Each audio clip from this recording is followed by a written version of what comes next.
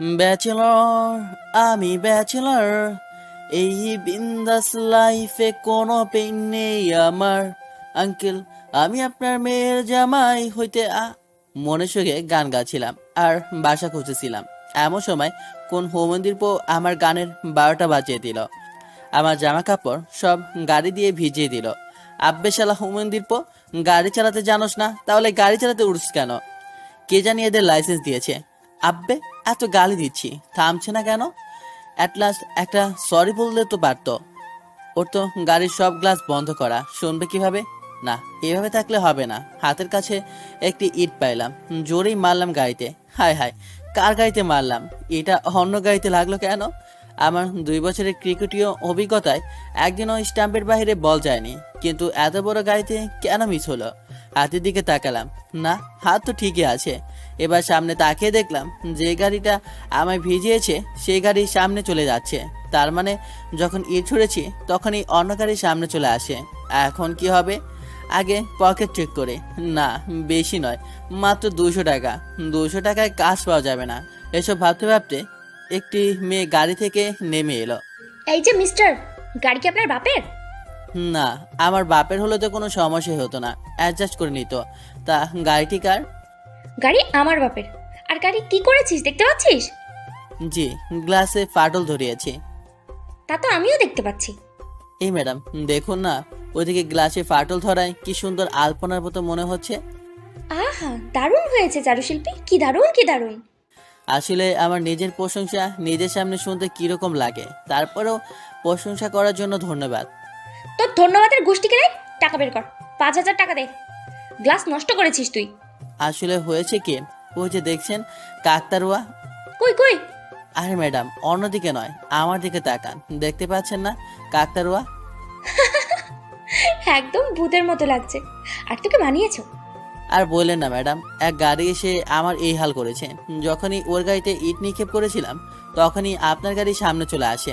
এরকম ঝুমুর ঝামুর বোঝে কোনো রকম পালিয়ে যায়। সেদিনের মতো গোসল করে ম্যাচে থাকলাম। পরের দিন সকালে উঠে বাসা খুঁজতে বের হলাম।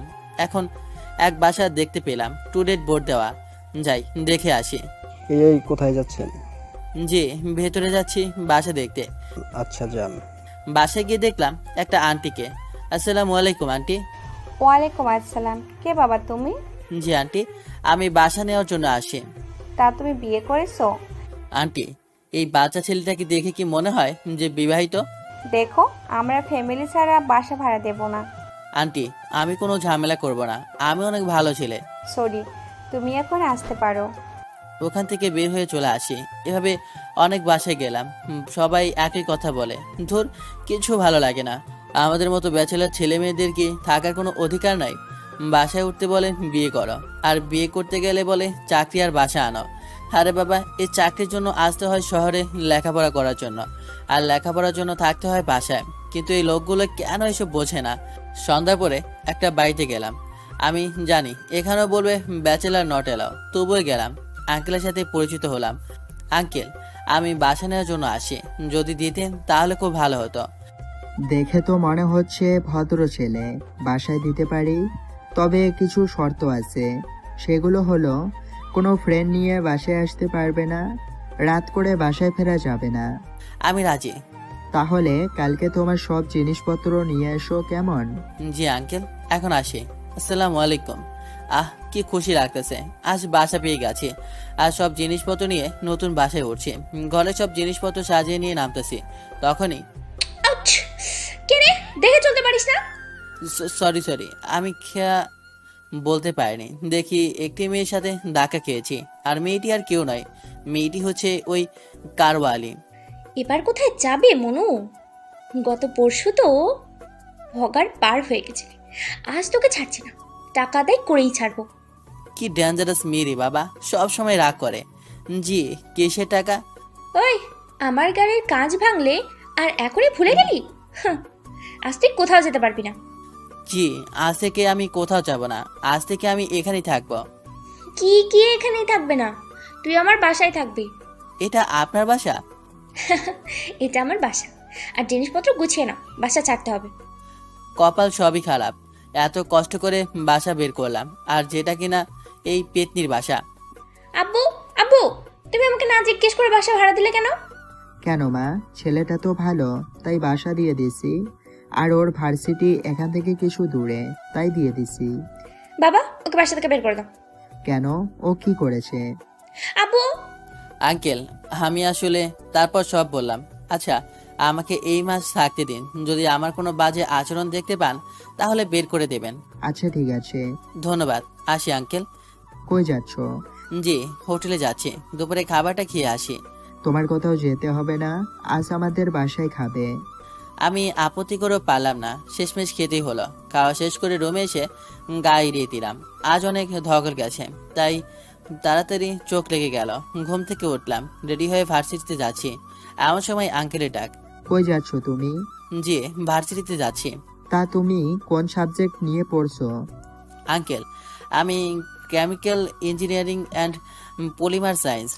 খুবই ভালো। এই আর কি। একটা কথা রাখবে বাবা? আরে বলুন আঙ্কেল, আপনি আমার বাবার সমান, আপনার কথা কি আর ফেলতে পারি? আমার মেয়ে মধু এইবার ইন্টার সেকেন্ড ইয়ারে পড়ে, সামনে এসএসসি এক্সাম। তুমি তো সন্ধ্যায় পড়ে কোথাও যাও না। আমি বলি কি, যদি তুমি সন্ধ্যার পরে একটু সময় দিতে। আচ্ছা আঙ্কেল, কোনো সমস্যা নেই। আর হ্যাঁ, তুমি আজ থেকে কিছু রান্না করবে না। ও মা, তাহলে আমি খাবো কি?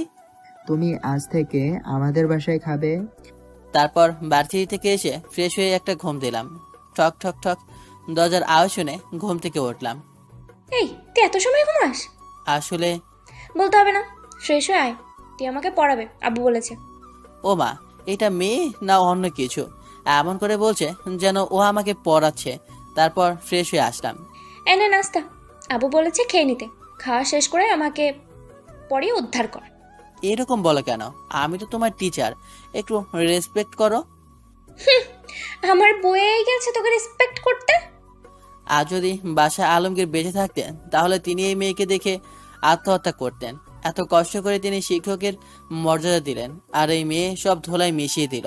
কি আর করার, এমনিতেই আছি মানকা চিপায়, তার উপর আমার কাছে 5,000 টাকা পায়। সব সহ্য করতে হবে। কবে যে লাথি মেরে বাসা থেকে বের করে দিবে এই মেয়ের কোনো ঠিক নাই। তারপর বললাম, আচ্ছা কোনটাতে বেশি দুর্বল তুমি? জৈব রসায়ন, জৈব রসায়ন বের করলে তো পরের ইচ্ছাই মাটি হয়ে যায়। আচ্ছা বের করো তো দেখি। তারপর ওকে ভালোভাবে পড়ালাম। ওকে পড়াতে আমারই ফ্যানা বের হয়ে যাচ্ছে, তবু ইজ্জতের দিকে তাকিয়ে অনেক কষ্টে বুঝিয়ে দিলাম। এভাবে 3 দিনে জৈব রসায়ন ক্লিয়ার করে দিলাম। এদিকে মধু ভাবছে, ছেলেটাকে যতটা খারাপ ভেবেছিলাম ততটা নয়। একদিন না হয় ভুলে আমার গাড়ির কাজ ফাটিয়েছে, কিন্তু যে পড়াটা আমার লাইফের 12টা বাজিয়ে দিয়েছিল সেটা মাত্র 3 দিনেও ক্লিয়ার করে দিল। পরের দিন ভার্সিটি থেকে এসে গান শুনছি। এমন সময় মধু আসলো, হাতে বই আর নাস্তার বাটি। ওর হাত থেকে নাস্তার বাটি নিয়ে খেতে লাগলাম। যখন নাস্তা শেষ করে পানি খাচ্ছিলাম তখন মধু যা বললো আমার মুখ থেকে পানি বের হয়ে গেল। আপনার পড়ানো আমার খুব ভালো লেগেছে। আমার জৈব রসায়ন একদম ঠিক। আজ ক্লাস টেস্টে আমি ফার্স্ট হয়েছি।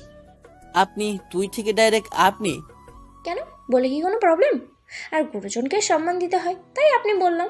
এখন থেকে সবসময়ই বলবো। আচ্ছা ঠিক আছে, বলিও। আজ কি পড়বে? জি, আজ ফিজিক্স পড়বো। আমি ওকে ফিজিক্স পড়ানো শেষ করে নিজে পড়াতে বসলাম। এভাবে চলতে লাগলো মাসখানেকের মতো। বাসা থেকে টাকা পাঠিয়েছে, যাই বাড়ির ভাড়াটা মিটিয়ে আসে। আঙ্কেল আসবো? আরে আসো আসো। জি আঙ্কেল, এই নিন মাসের ভাড়াটা। আরে আরে, কি করছো? তুমি ভাড়া দিচ্ছ কেন? তোমাকে ভাড়া দিতে হবে না। তুমি আমার বাসায় থাকছো, এটাই অনেক। আর আমার মেয়েকে পড়াচ্ছ, সেটা তো থেকেই গেল। শোনো, তোমাকে বাড়ি ভাড়া দিতে হবে না, তোমার সব ফ্রি। এখন থেকে তুমি আমাদের পরিবারের সদস্য। আঙ্কেলের কথা শুনে ভালো লাগলো। যাক, এই মাসে 5,000 টাকা বেঁচে গেল। ফুল মাস্তি করা যাবে। আসবো? হ্যাঁ আসো, বসো। তারপর মধু বই বের করলো।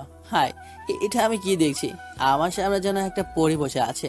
প্রথমে তো খেয়ালই করিনি। কি হলো, এভাবে হা হয়ে বসে আছেন কেন? মশা তো ঢুকে যাবে। এই যে শুনছেন? হ্যালো, হ্যাঁ হ্যাঁ হ্যাঁ, কি বলো? এভাবে কি দেখছিলেন আমার দিকে তাকিয়ে? না না, মানে আমি একটু চিন্তা করছিলাম কেপলারের সূত্র নিয়ে।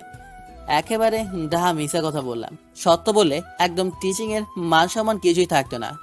আমাকে কেমন লাগছে? সুন্দর লাগছে। এখন পড়তে বসো। আজ ওকে দেখে আমি তো পুরো ক্রাশ খেয়ে গেছি। মনের মধ্যে ঘন্টা বেজে গেল, কিন্তু আমি বাইরে ঘন্টা বাজালে সব শেষ হয়ে যাবে। স্কুলের সাথে স্কুল মাস্টারকেও ছুটি দিয়ে দিবে বাড়িওয়ালা আঙ্কেল, তাই আপাতত সাইলেন্ট মোডে ঘন্টা বাজাইলাম। আজ আর পড়বো না, গল্প করব। এই মেয়ে বলে কি গল্প করবে? তারপর স্বাভাবিক হয়ে বললাম, আচ্ছা করো গল্প। গল্প কি আর একা করা যায়? সাথে তুমিও করতে হবে। আমি পারি না। আচ্ছা শোনেন, আপনার গার্লফ্রেন্ড আছে? আরে এ তো কমন, আমার অনেকগুলো গার্লফ্রেন্ড আছে। ফাইজলামি করো। অনেকগুলো মানে কি? মানুষের গার্লফ্রেন্ড থাকলে তো একটাই, আর তোমার অনেকগুলো? আমি বিশ্বাস করি না। ছি, সত্যি আমার অনেকগুলো আছে। এর মাঝে বেস্ট গার্লফ্রেন্ড 2টা আছে। কি? Best girlfriend? আচ্ছা, বেস্ট গার্লফ্রেন্ড আর সাধারণ গার্লফ্রেন্ডের মাঝে পার্থক্য কি? আমার বেস্ট গার্লফ্রেন্ডগুলো আমারে তুই করে বলে, আমিও তুই বলি। ওদের সাথে সবসময় আড্ডা দিই, দুজনে একসাথে হলে তো খুবই মজা হয়। কিন্তু তোমাদের ওখানে আসার পর থেকে ওদের সাথে মিট করতে পারছি না। আর সাধারণত গার্লফ্রেন্ড বলতে এই কারোর সাথে কলেজের সম্পর্ক, আবার কারোর সাথে ভার্সিটির সম্পর্ক। এক মিনিট, তোমার এসব ফ্রেন্ড, প্রেমিকা না তো? আরে প্রেমিকা হতে যাবে কেন? তাহলে বললে যে গার্লফ্রেন্ড। হ্যাঁ গার্লফ্রেন্ডই তো, ওটাকে আমার বয়ফ্রেন্ড ডাকে। গার্লফ্রেন্ড মানে তো মেয়ে বন্ধু। ইন্টার সেকেন্ড ইয়ারে পড়ো আর এটা জানো না? আমার জানাই কম ছিল গুরু। আরো সামান্য যদি তোমার গার্লফ্রেন্ড সম্পর্কে বলতে, তাহলে আমি পাগল হয়ে যেতাম। আচ্ছা, এবার বলো, তোমার প্রেমিকা আছে? এই কি বলো? আমার প্রেমিকা আসবে কোথা থেকে? যখনই কোনো মেয়ে আমাকে গার্লফ্রেন্ডের সাথে দেখে তখন ভাবে ওরা আমার প্রেমিকা, তাই কোনো মেয়ে আর কপালে জোটেনি। তোমার তো শখ কেন প্রেমিকা বানানোর? তোমার তো বেস্ট গার্লফ্রেন্ড আছে। আমার না অনেক দিনের শখ প্রেমিকাকে কিস করব, তাই। শুধু কিস করবে? হ্যাঁ। কিস করে ওর সাথে সম্পর্ক শেষ করে দেবে? এই না না, আমি ওকে বিয়ে করব। আচ্ছা আজ অনেক গল্প হয়েছে, এখন যাও। তারপরেও চলে গেল। এভাবে দিন চলছে আমার। আজ আমার ভার্সিটির একটি অনুষ্ঠান, তাই সকাল সকাল চলে গেলাম না খেয়ে। মধু এই সময় ঘুমেছিল, জেগে থাকলে খাওয়ার জন্য বলতো। ভার্সিটিতে গিয়ে অনুষ্ঠানে জয়েন হলাম। অনুষ্ঠান শেষ হতে হতে সন্ধ্যা হয়ে গেল। তারপর বাসায় আসলাম। বাসায় এসে আঙ্কেলকে দেখে বললাম, আঙ্কেল আজ আমি খুব টায়ার্ড, আজ মধুকে পড়াতে পারবো না। ওকে, যাও রেস্ট নাও, এবার খেয়ে ঘুমিও। আমি খুবই ক্লান্ত ছিলাম, তাই তাড়াতাড়ি ঘুম চলে আসলো। খাওয়া আর হলো না। পরে শুনলাম আঙ্কেল নাকি অনেকবার ডেকেছে, আমি জবাব দিইনি। আসলে আমি ঘুমালে এত সহজে উঠি না। এর জন্য নিজের বাড়িতে থাকতে প্রতিদিন আম্মুর হাতে জারুর বাড়ি খেতে হতো। পরের দিন বিকালে আমি যথারীতি গান শুনছি আর মধুর জন্য অপেক্ষা করছি, কিন্তু ও আসে না। যাই নিচে গিয়ে দেখে আসি। নিচে এসে আঙ্কেলকে জিজ্ঞেস করলাম, আঙ্কেল মধু কই, পড়তে আসলো না যে? জানি না, ও রুমে আছে, যাও গিয়ে দেখে আসো। আচ্ছা আঙ্কেল। আমি গিয়ে মধুর দরজায় নক করলাম। কে? জি আমি ফাহাদ, আসবো? আসেন। তুমি পড়তে যাচ্ছ না কেন? না, আমি আর পড়তে যাব না। আপনি আমায় মিথ্যা বলেছেন। আমি কি মিথ্যা বললাম? আপনি বলেছেন আপনার প্রেমিকা নেই। তাহলে কালকে ভার্সিটির ফাংশনে একটা মেয়েকে জড়িয়ে ধরেছিলেন কেন? আরে ও আমার প্রেমিকা না, আর আমি ওকে জড়িয়ে ধরিনি, ওই আমাকে জড়িয়ে ধরেছে। আর আমার প্রেমিকার সাথে তোমার পড়তে না যাওয়ার কি সম্পর্ক? আছে, সময় হলেই বুঝবেন। আচ্ছা চলেন পড়তে। আপনি যান, আমি রেডি হয়ে আসছি। আমি আমার রুমে চলে আসলাম, কিন্তু ওর আসার কোনো খবর নাই। আধা ঘন্টা হয়ে গেল, থুর ভাল লাগে না। এর মাঝেও চলে আসলো। রুমে দেখলাম ড্রেস পরা আর এখন শাড়ি পরে আছে, কিন্তু কেন? কেমন লাগছে আমাকে? তার আগে বলো, আপনি হঠাৎ শাড়ি পরলেন কেন? সেটা যে কারণেই হোক, পরে বুঝবেন। আগে বলুন কেমন লাগছে। অসাধারণ লাগছে তোমায়, যেন আকাশ থেকে কোনো পরি নেমে এসেছে। দেখলাম ওর চোখ মুখ উজ্জ্বল হয়ে গেছে। তারপর পড়া শেষ করে চলে গেল। আমি তো ওর চিন্তায় পড়ে গেলাম। আমার ভার্সিটিতে যখন অনুষ্ঠান ছিল তখন মধু আর তার বান্ধবীরা চলে আসে আমাদের ভার্সিটিতে। তারা আমাদের ভার্সিটির ফাংশন থেকে খুবই আনন্দিত হয়। মধু এদিক ওদিক তাকাচ্ছিল আর দেখছিল। হঠাৎ চোখ পড়লো এদিকে। আমার এক বান্ধবী আমাকে জড়িয়ে ধরেছে। এটা দেখে মধুর খুব রাগ হয় এবং অনেক কষ্ট পায়। সেখান থেকে সে সোজা বাসায় চলে আসে। বাসায় আসার পর সে ভাবে, ফাহাদ এত খারাপ, ও বাইরের মেয়েকে জড়িয়ে ধরে? ছি ছি ফাহাদ, আমি কখনো এসব ভাবিনি। মধু এসব ভাবতে ভাবতে চেয়ে দেখে তার চোখে জল এসেছে। তখন আবার ভাবতে লাগে, আমার চোখে জল? কিন্তু কেন? আমার চোখে জল আসলো কেন? না না, এ হতে পারে না। আমি ফাহাদকে নিয়ে এত ভাবি কেন? ও তো জাস্ট আমার টিচার। ও বাইরে যা কিছু করে না কেন তাতে আমার কি? কিন্তু মেয়েটা কে হতে পারে? ও তো বললো ওর কোনো প্রেমিকা নেই। ওই মেয়ে যদি ওর প্রেমিকা হয় তাহলে আমি এটা মেনে নিতে পারবো না। না, আমি ওকে মেরেই ফেলবো। ধর, আমি এসব কী ভাবি? তাহলে কি আমি ওকে ভালোবেসে ফেললাম? আমার ওকে কি ভালোবাসা উচিত হবে? ভালোবাসা তো আবার বলে কয়ে আসে না, হঠাৎ চলে আসে। আমি এখন কি করব? আমি যদি ওকে বলি আর ও যদি রাগ করে চলে যায়? মধু এসব ভাবতে ভাবতে চেয়ে দেখে তার চোখে জল এসেছে। তখন আবার ভাবতে লাগলো। মধু এসব ভেবেই দিন পার করে দিল। পরের দিন বিকেলে মধু পড়তে আসলো। এখন প্রতিদিন খুব সেজে খুঁজে আসে। আমি এর আগামাথা কিছুই বুঝি না, হয়তো এমনিতেই হবে। পড়া শেষ করে যখন মধু চলে যাবে তখন আমি ডাক দিলাম, মধু জি বলেন। এই নাও, এইটা বাসায় নিয়ে খুলবে। মধুর হাতে একটা খাম দিয়ে কথাটা বললাম। আচ্ছা, মধু ভাবতে লাগলো, কি হবে এই খামের ভিতরে? Love letter? তাহলে কি ফাহাদও আমায় ভালোবাসে? ইয়াহু! আমার লাইফটাই ক্লিয়ার, আমাকে আর কষ্ট করতে হবে না। তারপর মধু তার রুমে আসলো। রুমে এসে যখনই খামটা খুলতে যাবে তখন কাজের মেয়ে এসে বলল, আপু মনি, খেতে আসেন, আঙ্কেল আর ভাইয়া আপনার জন্য অপেক্ষা করছেন। আসছি। তারপর খাওয়া দাওয়া শেষ করে মধু নিজে রুমের দরজা লক করলো আর ভাবতে লাগলো, আহা, কি আনন্দ! ফাহাদ আমাকে লাভ লেটার দিছে। আমি কালকে ওকে হ্যাঁ বলে দেবো আর ফাহাদকে আপন করে নেব। I love you Fahad. তারপর মধু আস্তে আস্তে খামের মুখ খুললো। খামের মুখ খুলে ভেতরে যা দেখতে পেল তা দেখে মধু অবাক। সে ভাবতে পারেনি এমন হবে। ভেতরে দেখে 5,000 টাকা আর একটি চিরকুটটা খুলে দেখলো। আপনার কাজ ভেঙেছিলাম, তাই আপনার কাছে টাকা দিয়ে দিলাম। টাকা দিতে কিছুটা দেরি হয়ে গেছে, তাই সরি। চিরকুটটা দেখে মধু সেই লেভেলে রাগ উঠেছে। মনে মনে বলতে লাগলো, উফ, ওই হতরামকে যে আমি টাকা খুঁজেছি বলে কি বাসায় আসার পর থেকে ওই দিন না হয় রাগের মাথায় বলেছিলাম টাকার কথা, তাই বলে কি দিয়ে দিতে হবে? আর আমার বাবার কি টাকা কম আছে যে আমি গাড়ি কাছের টাকা নিতে পারবো না? ওনার কাছ থেকে টাকা নিতে হবে? উফ, মন চাচ্ছে এখন কি যে করি ওকে আমি। এগুলো ভাবতে ভাবতে মধু আবার রুমে এসে দরজায় নক করলো। এই অসময়ে কি এলো ঝামেলা করতে? রাত প্রায় 2টোর কাছাকাছি। কে? আমি কে? এই বাড়িতে মানুষ কতজন? আর মেয়ে মানুষ তো শুধু আমি। তাহলে মেয়ের কণ্ঠ শুনেও বলছো কে? দরজা খোলো। এত রাতে ও কেন? আর ওর কথা শুনে বুঝতে পারছি মধু এখন অন ফায়ারে আছে। আল্লাহ জানে কি হবে। লাইট অন করে ভয়ে ভয়ে দরজা খুললাম। কি ব্যাপার, এত এত রাতে এখানে কেন? আমাকে এত রাতে আসতে তুমি বাধ্য করলে, তাই না? এসে পারলাম না। আচ্ছা বসো। তোমার বর্ষার গোষ্ঠীর ষষ্ঠী পূজা করি। এত রাখছো কেন? রাখছি কি আর সাধে? আমাকে তুমি টাকা দিলে কেন? তুমি তো টাকা পাইতে তাই দিলাম। একদিন রাগে বলেছিলাম তাই বলে দিতে হবে? তুমি বাসায় আসার পর থেকে একজনকে বলেছিলাম যে তুমি টাকা দাও। আসলে আমি কারো কাছে ঋণ থাকা পছন্দ করি না। তখন হঠাৎ মধুর বাবা এসে বললেন, কি রে মা, এত রাতে তোমরা ঝগড়া করছো কেন? আসলে আঙ্কেল শুধু তুমি থামো তো। আবু, ও আমাদের বাসায় আসার আগে একদিন ভুল করে আমাদের গাড়ির কাজ ভেঙেছিল। এখন ও এর টাকা দিয়েছে, তাই ঝগড়া করছি। বাবা, তুমি ঠিক করোনি। আচ্ছা আঙ্কেল, আর এরকম করব না, কারো গাড়িতে ঢিল মারবো না। আরে, তোমাকে ঢিল মারার কথা কে বলেছে? তুমি যে টাকা দিয়েছো সেটা উচিত হয়নি। আমি তোমাকে পরিবারের একজন সদস্য মানি, আর তুমি টাকা দিবে তা হতে পারে না। আবু তুমি যাও তো, আমি দেখছি। আচ্ছা, তোর যা মনে তা কর, তাড়াতাড়ি ঘুমিয়ে যাইও কিন্তু। এটা বলে উনি চলে গেলেন। এই নাও কি? টাকা যা তুমি দিয়েছিলে। না, আমি নিতে পারবো না। আচ্ছা, এক কাজ করো, এই টাকা তুমি রাখো আর আমাকে তোমার পছন্দ মতো কিছু গিফট করে দিও।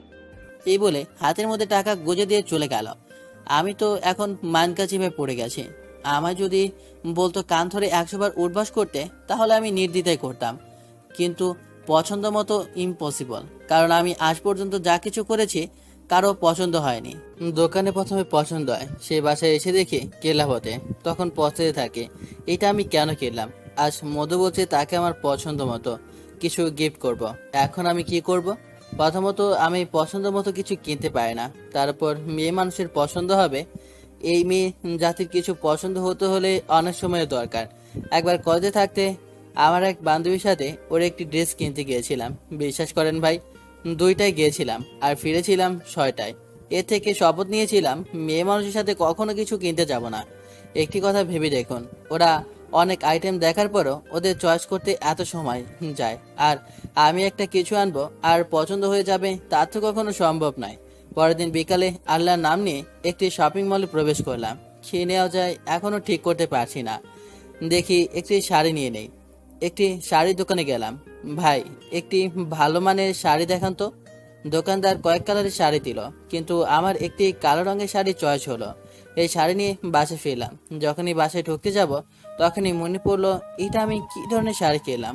পরলে মনে হবে যেন ও কারো শোক সবাই শ্রদ্ধা জানাতে কালো রঙের শাড়ি পরে আসে। ধুর, যা হবার হবে, এটা দিয়েই দিব। কই আমার গিফট আনছো? হ্যাঁ, এই নাও। ব্যাগটি মধুর হাতে দিয়ে আমি সোজা রুমে চলে আসলাম। বিকেলে মধু পড়তে আসলো। মধু আমার দেয়া শাড়ি পরেছে। আমি তো অবাক, ভাবছিলাম মধু আমার দেয়া শাড়ি দেখেই ফেলে দিবে, কিন্তু এখন দেখি পুরোই উল্টা, সে আমার শাড়ি পরেছে। কেমন লাগছে আমাকে? তার আগে বলো, শাড়ি কি তোমার পছন্দ হয়েছে? অপছন্দের কোনো কিছু পরা আমার অভ্যাস নয়। তার মানে পছন্দ হয়েছে? হুম। তোমাকে অনেক সুন্দর লাগছে। ধন্যবাদ। আচ্ছা, এখন পড়ো। অনেক তো গল্প হলো। সামনে তোমার টেস্ট এক্সাম। এখন থেকে মন দিয়ে লেখাপড়া করো। তারপর মধুকে পড়িয়ে বিদায় করলাম। রাতে শুয়ে আছি, হঠাৎ ফোন বাজতে শুরু করলো। যে নাম্বার দেখলাম আমি অবাক হয়ে গেলাম। রাতে শুয়ে আছি, হঠাৎ ফোন বাজতে শুরু করলো। যে নাম্বারটা দেখলাম আমি অবাক হয়ে গেলাম। আরে, এ তো সিমরানের ফোন। ভয়ে ভয়ে রিসিভ করলাম। এই কুত্তা, কই তুই? কি মেয়ে রে বাবা, ফোন দিয়েই বলে কুত্তা। জি আপু, আমি সিলেট আছি। এই, আমি তোর কোন জন্মের আপু লাগি? আমাকে আপু বলিস? আপু, ভুল হয়ে গেছে, আর বলবো না আপু। আবার আপু? সরি। ঠিক আছে, আর শোন, আমিও সিলেট আছি, আমার সাথে দেখা কর এখনই। কি, তুই সিলেট? আচ্ছা, দেখা করব। যেখানে বাঘের ভয় সেখানেই রাত হয়, বুঝলেন না তো?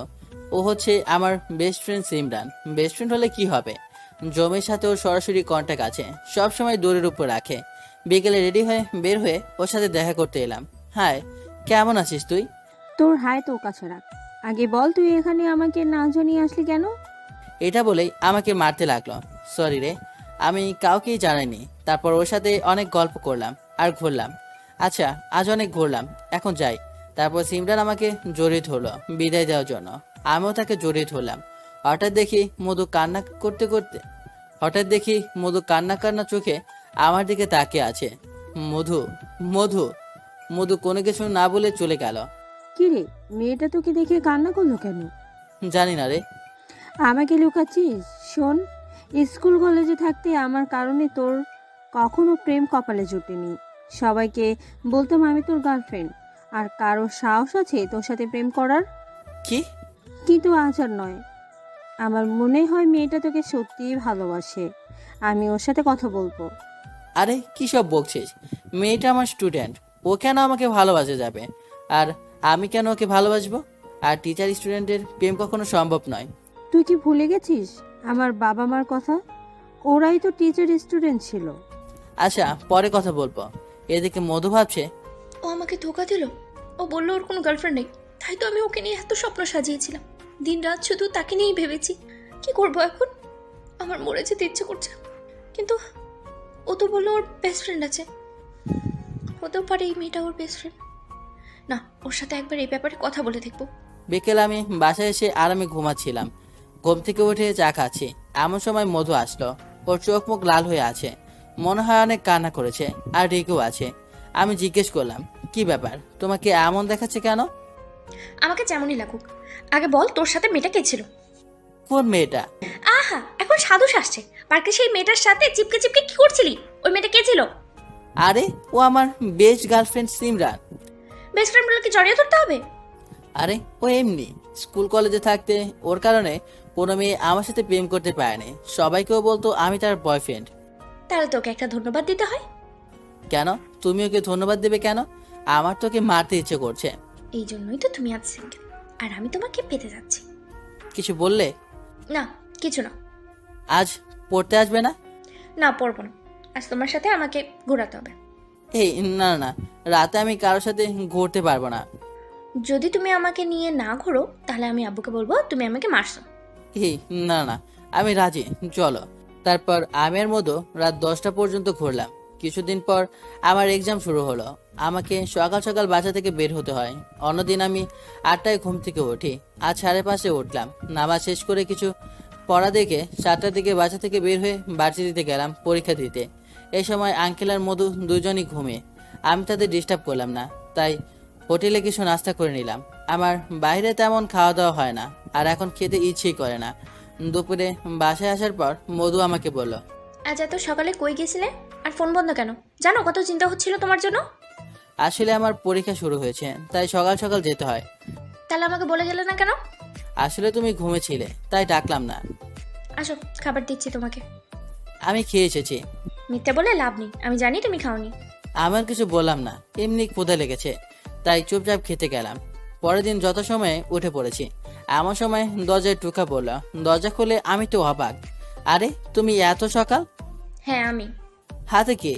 খাবার। তোমার জন্য খাবার রান্না করে নিয়ে এসেছি। তুমি খাবার রান্না করতে গেলে কেন? আমার জন্য হুদাই কষ্ট করতে যাবে না। এখন থেকে আমি প্রতিদিন উঠবো আর তোমার জন্য খাবার রান্না করবো। এই বলে সে আমার হাতে খাবারের বাটি দিয়ে চলে গেল। আমি পেছন থেকে ডাকলাম, কে শোনে কার কথা? চলে গেল। ও আমার এত কেয়ার করে কেন? ও কি আমাকে ভালোবাসে? না, এটা কখনো সম্ভব নয়। আঙ্কেল আমাকে নিজের ছেলের মতো দেখেন, উনি আমাকে পরিবারের সদস্য মানেন। আমি ওনার সাথে বিশ্বাসঘাতকতা করতে পারবো না। এভাবে চলে গেল সব পরীক্ষা। মধু প্রতিদিন সকালে আমার জন্য খাবার এনে দেয়, আমার খুব কেয়ার করে। পরীক্ষা শেষ হওয়ার পর বন্ধুদের সাথে আড্ডা দিয়ে ফিরতে অনেক রাত হয়ে গেল। বাসায় আসতেই আঙ্কেল বলল, কি ব্যাপার ফাহাদ, আজ এত দেরি করে বাসায় ফিরলে কেন? সরি আঙ্কেল, আসলে পরীক্ষা শেষ হয়েছে, তাই বন্ধুদের সাথে আড্ডা দিতে গিয়ে দেরি হয়ে গেল। ঠিক আছে, আর এমন করো না। তারপর আমি রুমে চলে আসলাম। কিছুক্ষণ পর মধু খাবার নিয়ে আসলো। আজ এত দেরি করলে কেন? আর এত ফোন দিলাম, ধরলে না কেন? কই দেখি তো। ফোন বের করে দেখি মধুর 50টা ফোন। সরি, ফোন সাইলেন্ট মোডে ছিল, আর আমি তো বন্ধুদের সাথে খেয়ে এসেছি। তোমার সাথে খাবো বলে আমি খাইনি। তুমি না খেলে আমিও কিন্তু খাবো না। আচ্ছা, সামান্য খাবো। তারপরও একটি প্লেটে খাবার দিতে লাগলো। আমি বললাম, কি ব্যাপার, তুমি খাবে না? হ্যাঁ খাবো, তবে 1 প্লেট। হ্যাঁ। তারপর দুজন খেতে বসলাম। মধু খাবার হাতে নিয়ে হাত আমার দিকে দিচ্ছে। কি ব্যাপার, মধু খেতে হলে হাত তো ওর মুখে নিতে হবে। এ কি, ও আমার মুখের দিকে হাত আনছে কেন? হ্যাঁ করো। আমি কি করব বুঝতে পারছি না। তখন মধু আবার বলল, কি হলো? হ্যাঁ করো, আমি তোমাকে খাইয়ে দিচ্ছি। তারপর আমি হা করলাম। ও আমাকে খাইয়ে দিল। তারপর মধু বলল, কি, আমাকে খাইয়ে দিবে না? সে আমাকে খাইয়ে দিল, আর আমি যদি না দেই তাহলে ইজ্জতের একটা ব্যাপার স্যাপার আছে না, তাই আমি মধুকে খাইয়ে দিতে লাগলাম। আউচ, কামড় দিলে কেন? Sorry sorry. মধু প্লেট নিয়ে ঘরে চলে গেল। কিছুক্ষণ পর আবার আসলো। কি হলো, এত রাতে আবার আসলে কেন? আঙ্কেল দেখলে কি মনে করবে? না, দেখবে না। আমি তোমাকে কিছু বলতে চাই। হ্যাঁ বলো। তারপর মধু যা বলল তা শুনে আমি অবাক হয়ে গেলাম। আমি যা ভয় পেয়েছি তাই হলো। মধু বলল, আমি কি করে যে বলি তোমাকে, বলতে সাহসও পাচ্ছি না, আবার না বলেও পারছি না। এই কথাটা বলার জন্য আমি ছটফট করছি। আসলে তোমার সাথে থাকতে থাকতে কখন যে তোমাকে ভালোবেসে ফেলেছি আমি নিজেও জানি না। খাইতে গেলে তোমাকে দেখি, বসতে গেলে তোমাকে দেখি, সব জায়গায় শুধু তুমি আর তুমি। আমার হৃদয়ের সবটুকু জুড়ে শুধু তুমিই আছো। আমি তোমাকে অনেক অনেক ভালোবাসি। প্লিজ আমাকে ফিরিয়ে দিও না। দেখো, এসব তোমার আবেগ, আর এই সম্পর্ক কখনোই সম্ভব নয়। আঙ্কেলের বিশেষ আমি কখনো ভাঙতে পারবো না। যদি তুমি আমাকে ভালো না বাসো তাহলে আমি মরে যাব। তোমাকে ছাড়া এই পৃথিবীতে বেঁচে থেকে লাভ কি? প্লিজ পাগলামি করো না। তুমি হয়তো আমার রাগ সম্পর্কে জানো না। আমি একবার যে বলি তা আদায় করেই ছাড়ি। আচ্ছা, আমাকে ভাবতে হবে, আমাকে কিছু সময় দাও। ঠিক আছে, কাল সকালে আমাকে হ্যাঁ উত্তর দিবে। এই বলে মধু চলে গেল। আমি বোকার মতো দাঁড়িয়ে রয়েছি, কি করব ভেবে পাচ্ছি না। আঙ্কেলের কোনো ছেলে নাই বলে আমাকে ছেলে মনে করে, তার পরিবারের সদস্য বানিয়েছেন। আর এখন যদি উনি শোনেন আমি তার মেয়ের সাথে, না, এটা কখনো হতে পারে না। আমি আঙ্কেলের বিশ্বাস কখনো ভাঙতে পারবো না, আর এখানে থাকলে সেটা কখনো সম্ভব হবে না। মধু যা শুরু করেছে তাতে আমি দুর্বল হয়ে পড়েছি। আমি কেন, যে কেউ মধুকে পছন্দ করবে। আর আমি কোনো মহাপুরুষ নই যে আমি নিজেকে সংযত রাখতে পারবো। আমি কাল সকালেই চলে যাব, এখানে থাকতে পারবো না। আজ আর না ঘুমিয়ে সবকিছু প্যাক করলাম। কাল সকালে মধু ঘুম থেকে ওঠার আগেই চলে যেতে হবে। যথারীতি সকালে উঠে বাসা থেকে বের হচ্ছি। আমার সময় আঙ্কেল বলল, কি ব্যাপার, এত সকালে কই যাচ্ছ? মধু আপনাকে বলেনি? পরীক্ষা শেষ হয়েছে, এখন ভার্সিটি বন্ধ, তাই একটু বাসায় যাচ্ছি। বাসায় যাচ্ছ ভালো কথা, কিন্তু সাথে এত কাপড় চোপড় কেন? এখন মধুরও এক্সাম শেষ আর আমার ভার্সিটিও বন্ধ, তাই মাঝখানে বাড়িতেই থাকবো। আচ্ছা, সাবধানে যাও, আর গিয়ে ফোন দিও। জি আঙ্কেল। মন চাচ্ছে না বাজার ছেড়ে যায়। সবাইকে কেমন আপন মনে হচ্ছে এদের সাথে রক্তের সম্পর্ক। চলে যেতে ইচ্ছে করছে না, চোখ দিয়ে পানি বের হয়ে গেল। আরে তুমি কাঁদছো কেন? আসলে আঙ্কেল, আপনাদের ছেড়ে যেতে ইচ্ছে করছে না, তাই কষ্ট হচ্ছে। তাড়াতাড়ি চলে আসবে, তুমি বাসায় না থাকলে আমাদের কারো ভালো লাগবে না। তারপর বাসে করে নিজের গ্রামে চলে আসলাম। ভার্সিটি খুললে চুপি চুপি ক্লাস করে চলে আসবো, যাতে মধু দেখতে না পায়। এদিকে মধু ঘুম থেকে উঠে নাচতে নাচতে আমার দরজার সামনে গিয়ে দরজায় নক করলো, কিন্তু কোনো উত্তর পেল না। মধু ভাবতে লাগলো, ও দরজা খুলছে না কেন? আবার ধাক্কা দিতেই দরজা খুলে গেল। রুমের দিকে চাইতেই মধু অবাক হয়ে গেল। রুমে আমার জিনিসপত্র কিছুই নেই। টেবিলের ওপর একটি সাদা কাগজ পড়ে আছে। মধু গিয়ে সেটা হাতে নিয়ে পড়তে লাগলো। আমি জানি তুমি আমাকে ভালোবাসো, আর আমি এখানে কিছুদিন থাকলে হয়তো আমিও তোমার প্রতি দুর্বল হয়ে পড়তাম, তাই চলে গেছি। পারলে ক্ষমা করে দিও। মধু এই চিঠি পড়ে জোরে জোরে চিৎকার দিল। চিৎকার শুনে তাড়াতাড়ি আঙ্কেল আসলেন। কি হয়েছে মা, চিৎকার দিলি কেন? বাবা, বাবা ও চলে গেছে। না রে মা, ও বাসায় গেছে, আবার চলে আসবে। না বাবা, ও আর আসবে না। কেন আসবে না? তারপর মধু তার বাবাকে সবকিছু বলল। সব শুনে মধুর বাবা বললেন, মা, ও তোকে মনে হয় ভালোবাসে না, তাই চলে গেছে, তুই ওকে ভুলে যা। না বাবা, এটা কখনো সম্ভব নয়। আমি যদি ফাহাদকে না পাই তাহলে মরে যাব। আঙ্কেলের তার মেয়ের স্বভাব সম্পর্কে খুব ভালোভাবে জানা আছে। মধু যাই বলে তাই করে। আচ্ছা, ওকে ফোন দে তো। বাবা, ওর ফোন বন্ধ। আচ্ছা তুই নাস্তা কর, ও ফোন অন করো, তারপর আমিও কথা বলে দেখব। না বাবা, যতক্ষণ পর্যন্ত আমি ফাহাদের সাথে কথা না বলছি ততক্ষণ পর্যন্ত আমি কিছুই খাবো না। দেখ মা, পাগলামি করিস না। আব্বু, তুমি আমার ভালোবাসাকে পাগলামি বলছো? মা, তুই খাবার খা, আমি কথা দিচ্ছি ফাহাদকে তোর কাছে এনে দেব। সত্যি বলছো তো? হ্যাঁ সত্যি। ঠিক আছে, এই ব্রেকফাস্ট করছি। এরপর যদি ফাহাদকে না এনে দাও তাহলে আমি কিন্তু আর খাবো না। তারপর কাজের মেয়ে খাবার দিল। মধু ব্রেকফাস্ট করলো। আচ্ছা মা, আমি একটু বাইরে যাচ্ছি একটি কাজে, আর ফাহাদের ভার্সিটিতে গিয়েও ওর খোঁজ নেব। এই বলে তিনি চলে গেলেন। সারাদিন কাজ করলেন, পরে আমার ভার্সিটির সামনে দিয়ে আসেন আর ভাবছেন, যাই খোঁজ নিয়ে আসি। না থাক, মধু এখনো ছোট, এসব ওর আবেগ, দু একদিন একটু একটু এমন করবে, পরে ঠিক হয়ে যাবে। বাসায় যেতে যেতে অনেক রাত হয়ে গেল। ঘরে প্রবেশ করে দেখলেন মধুর রুম বন্ধ করা। মনে হয় ঘুমিয়ে গেছে, তাই আর ডাকলেন না। এখন ঘুমিয়ে গেছে, আবার জাগালে পাগলামি শুরু করবে। কাজের মেয়ে খাবার রেডি করে চলে গেছে তার বাসায়। তারপর আঙ্কেল খেয়ে ঘুমিয়ে পড়লেন। পরদিন সকালে ঘুম থেকে উঠে বাইরে একটু হাঁটাহাঁটি করে বাসায় গেলেন। কি ব্যাপার, মধু এখনো ঘুম থেকে ওঠেনি? অন্যদিন তো এমন হয় না। তারপর মধুর দরজার সামনে গিয়ে ডাকলেন, মধু, মধু, দরজা খোল। স্যার, আভামনি কাল দুপুরে না খেয়ে দরজা বন্ধ করে রুমে ঢুকলেন। আমি খেতে ডাকলে উনি বললেন ভালো লাগছে না, রাতেও খেলেন না। কি, 2 বেলা উপোস আমার মেয়ে? রাবিশ, আমার মেয়ে না খেয়ে আছে আর তুমি আমাকে বললে না? আঙ্কেল আবার দরজা ধাক্কাচ্ছেন, কিন্তু খুলছে না। শেষে বাধ্য হয়ে দরজা ভেঙে ফেললেন। দরজা খুলে তিনি যা দেখলেন তা দেখে চিৎকার করে উঠলেন, না, এ হতে পারে না। আমার মেয়ের কি হলো? মা, কথা বল, কথা বল। মা আমার, আমি এক্ষুনি তোকে ফাহাদের কাছে নিয়ে যাব। তাড়াতাড়ি অ্যাম্বুলেন্সকে খবর দাও, হাসপাতালে নিয়ে যেতে হবে। কাজের মেয়ে অ্যাম্বুলেন্সকে ফোন দিল। তারপর মধুকে হাসপাতালে নিয়ে যাওয়া হলো। ডাক্তার, ডাক্তার, দেখেন আমার মেয়ের কি হয়েছে, প্লিজ দেখুন। এত অস্থির হবেন না, আমরা ওনাকে এমার্জেন্সিতে নিয়ে যাচ্ছি। তারপর মধুকে ইমার্জেন্সিতে নেওয়া হলো। কিছুক্ষণ পরে ডাক্তার আসলো। আমার মেয়ের কি হয়েছে? আমার মেয়ে ঠিক আছে তো? জি, আপনার মেয়ে এখন প্রায় সুস্থ। আমার মনে হচ্ছে তিনি কয়েকবেলা উপোস আর অতিরিক্ত কান্না করার জন্য অজ্ঞান হয়ে গিয়েছেন। আলহামদুলিল্লাহ, ধন্যবাদ ডাক্তার। ধন্যবাদ দিতে হবে না, এটা আমাদের কর্তব্য। আর উনার ভালোভাবে খেয়াল রাখবেন, ভবিষ্যতে যেন এরকম না হয়। তারপর মধুকে নিয়ে বাসায় আসা হলো। বাবা, ফাহাদ কোথায়? আমি ফাহাদের কাছে যাব। মা, আমি তোকে আজই ফাহাদের কাছে নিয়ে যাব। আচ্ছা, ফাহাদের বাসায় ঠিকানা বলতো। ফাহাদের বাড়ি সিলেট। সিলেটের কোথায়? সে তো জানি না, আর আমি কখনো ওকে জিজ্ঞেসও করিনি। হো শিট, তাহলে যাব কেমনে আমরা? সিলেট কোথায় থাকে কেমনে জানবো? আর এত বড় সিলেটে কোথায় খুঁজে বের করব? তাহলে কি আমি আমার ফাহাদকে খুঁজে পাবো না? মা, ভেঙে পড়িস না। ফাহাদকে আমরা অবশ্যই খুঁজে পাবো। আমি তার ভার্সিটির ফ্রেন্ডদের জিজ্ঞাসা করব। তারা কেউ না কেউ তো বলতে পারবে। আর না হলে সে তো মাসখানেক পরে এমনিতেই ভার্সিটি আসবে। আব্বু, আমি এতদিন ওকে ছাড়া থাকতে পারবো না।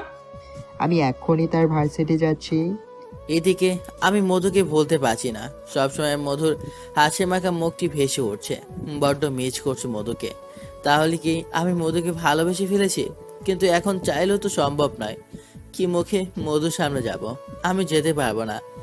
ভালোবাসতে সবাই জানে, সবারই ভালোবাসা হয়। তবে কারো কপালে ভালোবাসার মানুষের সাথে ঘর সংসার করার সুযোগ থাকে, কারো কপালে থাকে না। আমারটা না হয় থাক। সারাদিন ঘরে বসে থাকি, মধুর কথা মনে পড়ে না। আজ একটু বাইরে গিয়ে বন্ধুদের সাথে আড্ডা দিয়ে আসি, হয়তো মনটা ভালো হবে। তারপর গিয়ে বন্ধুদের সাথে আড্ডা দিলাম। আড্ডা দিয়ে ভালো লাগলো। এদিকে আঙ্কেল ভার্সিটিতে এসে আমার পরিচিত ফ্রেন্ডদেরকে আমার কথা জিজ্ঞেস করলে তারা শুধু বলল আমার বাড়ি সিলেট, তারা আর কিছু জানে না। তারপর আঙ্কেল বাড়িতে আসলে, আব্বু, ফাহাদের বাসা ঠিকানা পেয়েছো? না রে মা, ওর বন্ধুরা শুধু বলে ওর বাড়ি সিলেট, এছাড়া আর কিছু জানে না। মধু কান্না করতে করতে চলে যায়। আর ভাবতে লাগে, না, আমি মরে যাব। আমি এই জীবন আর রাখবো না। যাকে নিয়ে এই বুকে বাসা বেঁধেছি, যাকে নিয়ে আমি দিনের পর দিন স্বপ্ন দেখেছি, আছে অনেক দূরে। সে আমাকে ভালোবাসে না, তাহলে আমি এই জীবনে গিয়ে কি করব? মা রে, পাগলামি করিস না। একটা কথা একবার ভেবে দেখেছিস, তোর কিছু হলে আমি কি নিয়ে বাঁচবো? আমি বড্ড একা হয়ে যাব। তোর মা মারা যাওয়ার পরে আমি তোকে কখনো কষ্ট দিতে চাইনি। তোর কথা ভেবে আমি দ্বিতীয় বিয়ে করিনি। সৎমা তোকে কষ্ট দিবে বলে, আর সেই তুই কি আজ বাজে বকছিস? তোর সামান্য কিছু হলে আমি সহ্য করতে পারি না। আর তুই যদি মরে যাস তাহলে আমি কাকে নিয়ে বাঁচবো? আর তুই মরে গেলে তোর ভালোবাসার কি হবে? ফাহাদ তো আর অন্য কাউকে বিয়ে করেনি বা কাউকে ভালোবাসেও নি। ও আমার বিশ্বাস রক্ষা করতে চলে গেছে। আমি তোকে আর ফাহাদকে বিয়ে দিব, এই আমি কথা দিলাম। মধু চুপ করে রইল।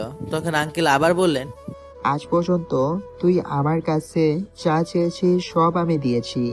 কখনো কি আমার কথা নড়চড় হয়েছে বল? না। তাহলে আজও হবে না। এখন তুই খেয়ে শুয়ে পড়। ঠিক আছে আব্বু।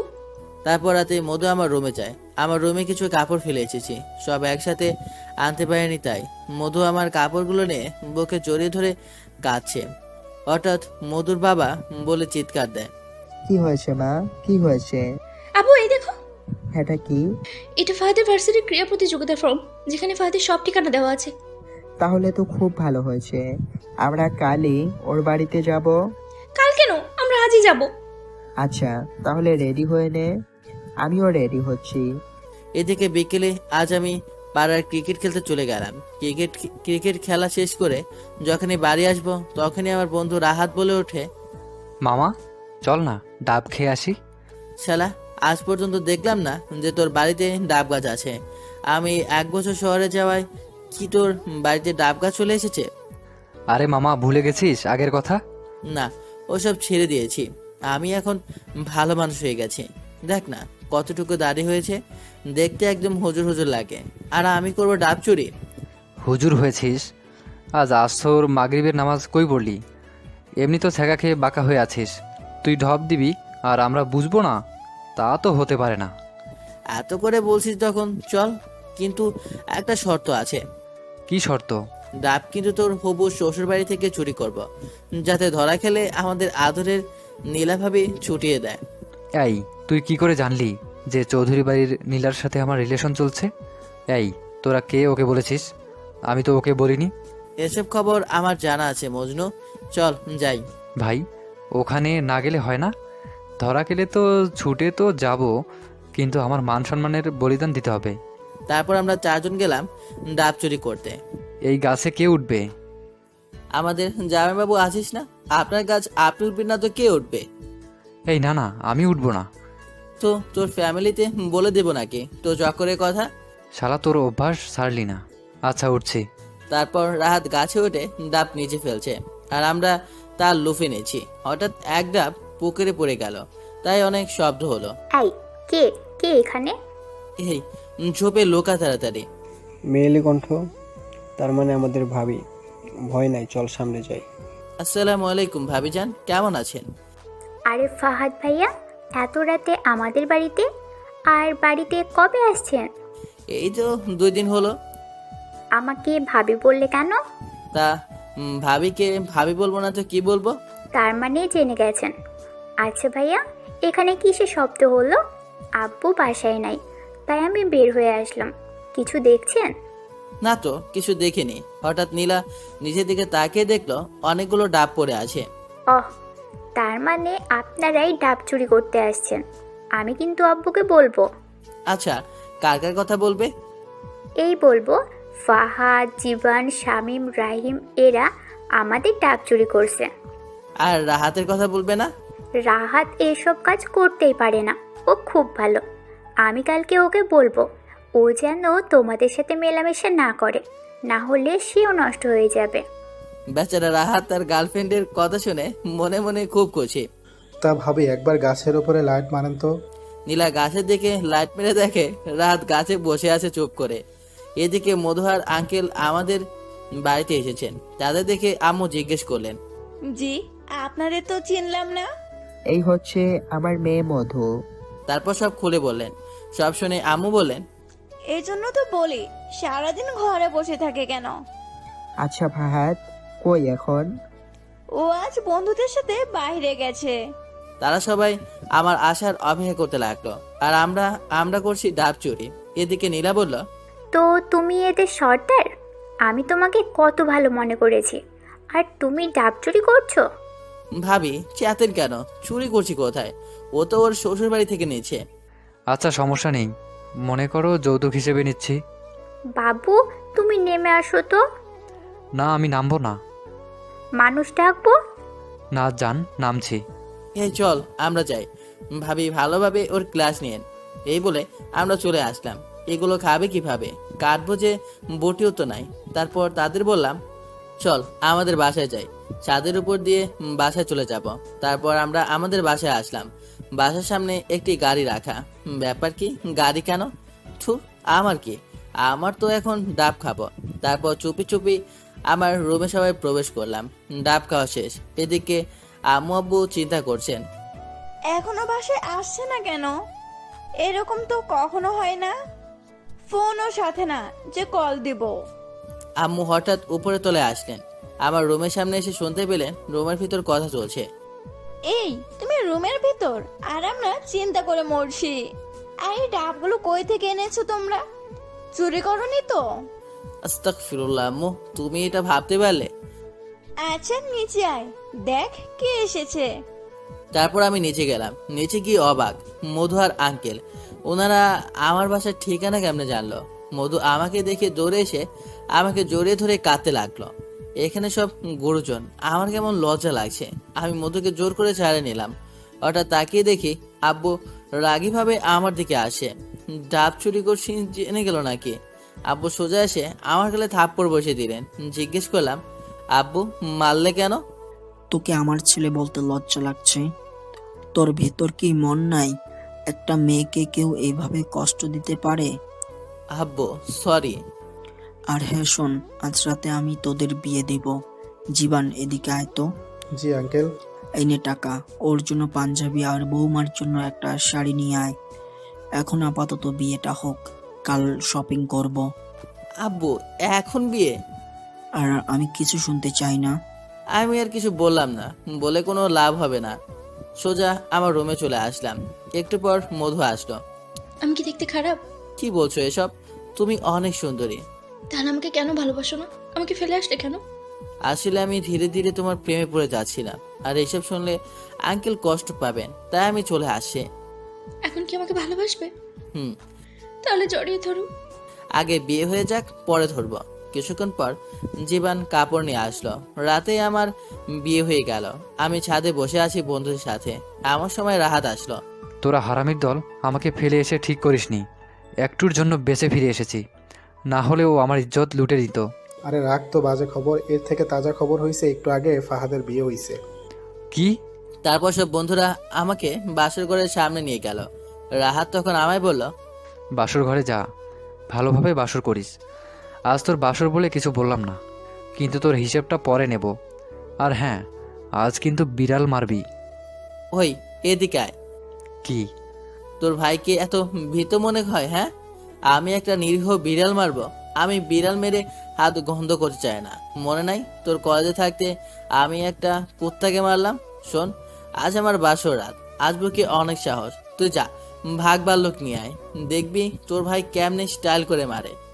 বন্ধু, শুধু বুকে সাহস থাকলে হয় না, যতটুকু সাহস আছে তার থেকে বেশি শক্তি লাগবে।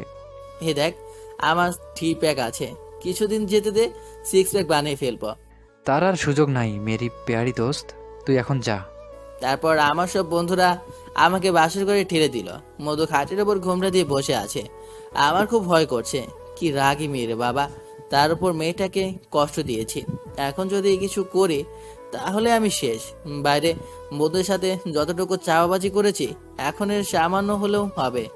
এ রে সাহস, কই রে সাহস? ভাই একটু বুকের ভিতর আয়, আজ মেরি ইজ্জত কা সওয়াল হ্যায়। শেষমেশ বুকে ফো দিয়ে এগিয়ে চললাম। আমি সামনের দিকে যেতেই মধু বিছানা থেকে নেমে আমার দিকে আসে। আজ আমি শেষ। আঙ্কেলের কথা মনে হচ্ছে। আমার মেয়ে খুব রাগী আর জেদি, ওর মন যা চায় তাই করে। এটা মনে করে আমি আল্লাহকে ডাকছি, আজ বুঝি আমি শেষ। আমাকে দোয়া করবে যেন আমি সারা জীবন তোমার সুখে দুঃখে পাশে থাকতে পারি। একসাথে বাঁচবো, একসাথে মরবো। মধুর কথায় আমার ঘোর কেটে গেল। চেয়ে দেখি মধু আমার পায়ে ধরে আছে। বেঁচে থাকো মা, বেঁচে থাকো। মধু রাগীভাবে উঠে আমার কলার ধরে বলল, এই, আমি তোর মা লাগি? হ্যাঁ, এমনিতেই তুই আমাকে অনেক কষ্ট দিয়েছিস। আজ বাসরা, তাই কিছু বলবো না ভাবছিলাম, কিন্তু অন্যদিন ভেবেছিলাম যে হিসাব নেবে। কিন্তু তুই এখনই আমার ডাক্তার তুলে দিলি। আরে তুমি দেখোনি যে বাংলা মুভিতে যখন কেউ পা ধরে সালাম করে তখন মুরব্বীরা এই কথাই বলে? তুই মুরব্বি? না না, আমি তোমার স্বামী। আর এমন হবে না গো, এবারের মতো মাফ করে দাও। ঠিক আছে, তবে নিচে ঘুমাতে হবে। কি নিচে? It's impossible. ভালোই ভালো বলছি, নিচে ঘুমা। কি? আর কি করার, নিচেই ঘুমাতে হলো। এ রে, মনে পড়েছে, বন্ধুরা বললো বিড়াল মারতে। আমাকে এখন বিড়াল মারতে হবে, কিন্তু যদি কামড় দেয়? শুনেছি বিড়াল কামড় দিলে শরীরে বাচ্চা হয়ে যায়। আমি এখন কি করব? আমিও হাল ছাড়ার পাত্র নয়। বিড়াল, তুই যেখানে আছিস বেরিয়ে আয়, আজ তুই শেষ। আলমারিতে আমার ক্রিকেট খেলার সরঞ্জাম ছিল, এগুলো পড়লে বিড়াল কামড় দিতে পারবে না। আলমারি খুলে পায়ে প্যাড পরলাম, হাতে গ্লাভস আর মাথায় হেলমেট। হ্যাঁ, ইটস পারফেক্ট। আর বিড়াল কামড় দিতে পারবে না। এবার হাতে একটা ব্যাট নিলাম, ঘরে কোনা কোনা সার্চ করছি, কোথাও বিড়াল পাচ্ছি না। ধুর, আর বিড়াল গেল কই? নাকি আমার রেডি হয়ে দেখে পালাইছে? এই, কি করছো? এত রাতে তুমি ক্রিকেট খেলবে নাকি? জীবনে তো দেখিনি ব্যাট হাতে নিছো, আর আজ রাতে এইভাবে ড্রেস করলে কেন? শালা গেল কই? দেখি খাটে নিচে আছে নাকি। এই, কি করছো? তুমি এখানে বিড়াল দেখেছো? তুমি বিড়াল দিয়ে কি করবে? আর বলো না, বন্ধুরা বললো বাসরাতে বিড়াল না মারলে নাকি আমি কাপুরুষ। আমি ওদের দেখাই দিব যে আমি বীর পুরুষ। আমার কথা শুনে মধু হাসতে হাসতে জিজ্ঞেস করলাম, তাই প্রিপারেশন কেন? Safety my dear wife, safety. তোমার স্বামী অনেক চালাক, বুঝেছ? বিড়াল যাতে কামড় না দেয়, তাই এই ধরনের সুরক্ষা। আমার কথা শুনে মধু হাসবে না কাঁদবে কিছুই বুঝতে পারছে না। তারপর বলল, এই বুদ্ধু, এদিকে আসো। কি? এগুলো খুলে আসো, আর আমি শেখাচ্ছি বিড়াল কেমন করে মারতে হয়। তুমি বিড়াল আগেও মেরেছো? যাও তাড়াতাড়ি আসো। তারপর মধু আমাকে বিড়াল মারা শেখালো। পরের দিন সকালে ঘুম ভাঙার পর দেখি মধু আমাকে জড়িয়ে ধরে শুয়ে আছে। আমি ওকে না জেগে এনজয় করতে লাগলাম। কিছুক্ষণের মধ্যে মধু জেগে উঠলো। আমাকে তাকিয়ে থাকতে দেখে বলল, কি ব্যাপার, এভাবে তাকিয়ে কি দেখছো? আমি আমার বউকে দেখছি, তোমার কি? মধু লজ্জা পেয়ে উঠে গেল। তারপর আমরা ফ্রেশ হয়ে খেতে গেলাম। এভাবে 1 সপ্তাহ খানেক কেটে গেল। আম্মু আমার ভার্সিটি খুলে গেছে আর মধুর ভার্সিটির পরীক্ষার প্রিপারেশন নেবে, তাই আমাদের যেতে হবে। এত তাড়াতাড়ি? আবার সময় পেলে চলে আসবো। আচ্ছা ঠিক আছে, তাহলে বিকেলে যাব। আচ্ছা। তারপর বিকেলে আমরা রেডি হয়ে বেরিয়ে পড়লাম সিলেটের উদ্দেশ্যে। রাতে মধুদের বাসায় ঠুকো শ্বশুরবাড়িতে চলে আসলাম। আমি মধুকে বললাম, মধু, আমি বলি কি, আমরা একটা বাসা দেখি, বাসাতেই চলে যাব। এখানে থাকলে মানুষ ঘর জামাই ডাকবে। তোমার কি কমন সেন্স বলতে কিছু নেই? আমি চলে গেলে আব্বুকে কে দেখবে? আমি আর তুমি ছাড়া আব্বুর তো আর কেউ নেই। আর কার এত বড় সাহস তোমাকে ঘর জামাই বলবে? শোনো, তুমি যদি বলো তাহলে আব্বুকে বলে আমি এই বাড়ি তোমার নামে করে দেবো। তবেও তুমি এই কথা বলবে না প্লিজ। আমি আব্বুকে ছাড়া থাকতে পারবো না। আচ্ছা ঠিক আছে, আমি এখানে থাকবো, আর তোমাকে আমার নামে বাড়ি করে দিতে হবে না। এভাবে আমাদের সুখে সংসার চলতে লাগলো। দেখতে দেখতে ভার্সিটির অ্যাডমিশন এক্সাম আর আমার এক্সামও চলে আসে। দুজনেই পড়ায় মনোযোগ দিলাম। মধু আমার ভার্সিটিতেই চান্স পায়নি, পাশের ভার্সিটিতে চান্স পেয়েছে। আমি আর আঙ্কেল অনেক খুশি মধুর এই সাফল্য দেখে।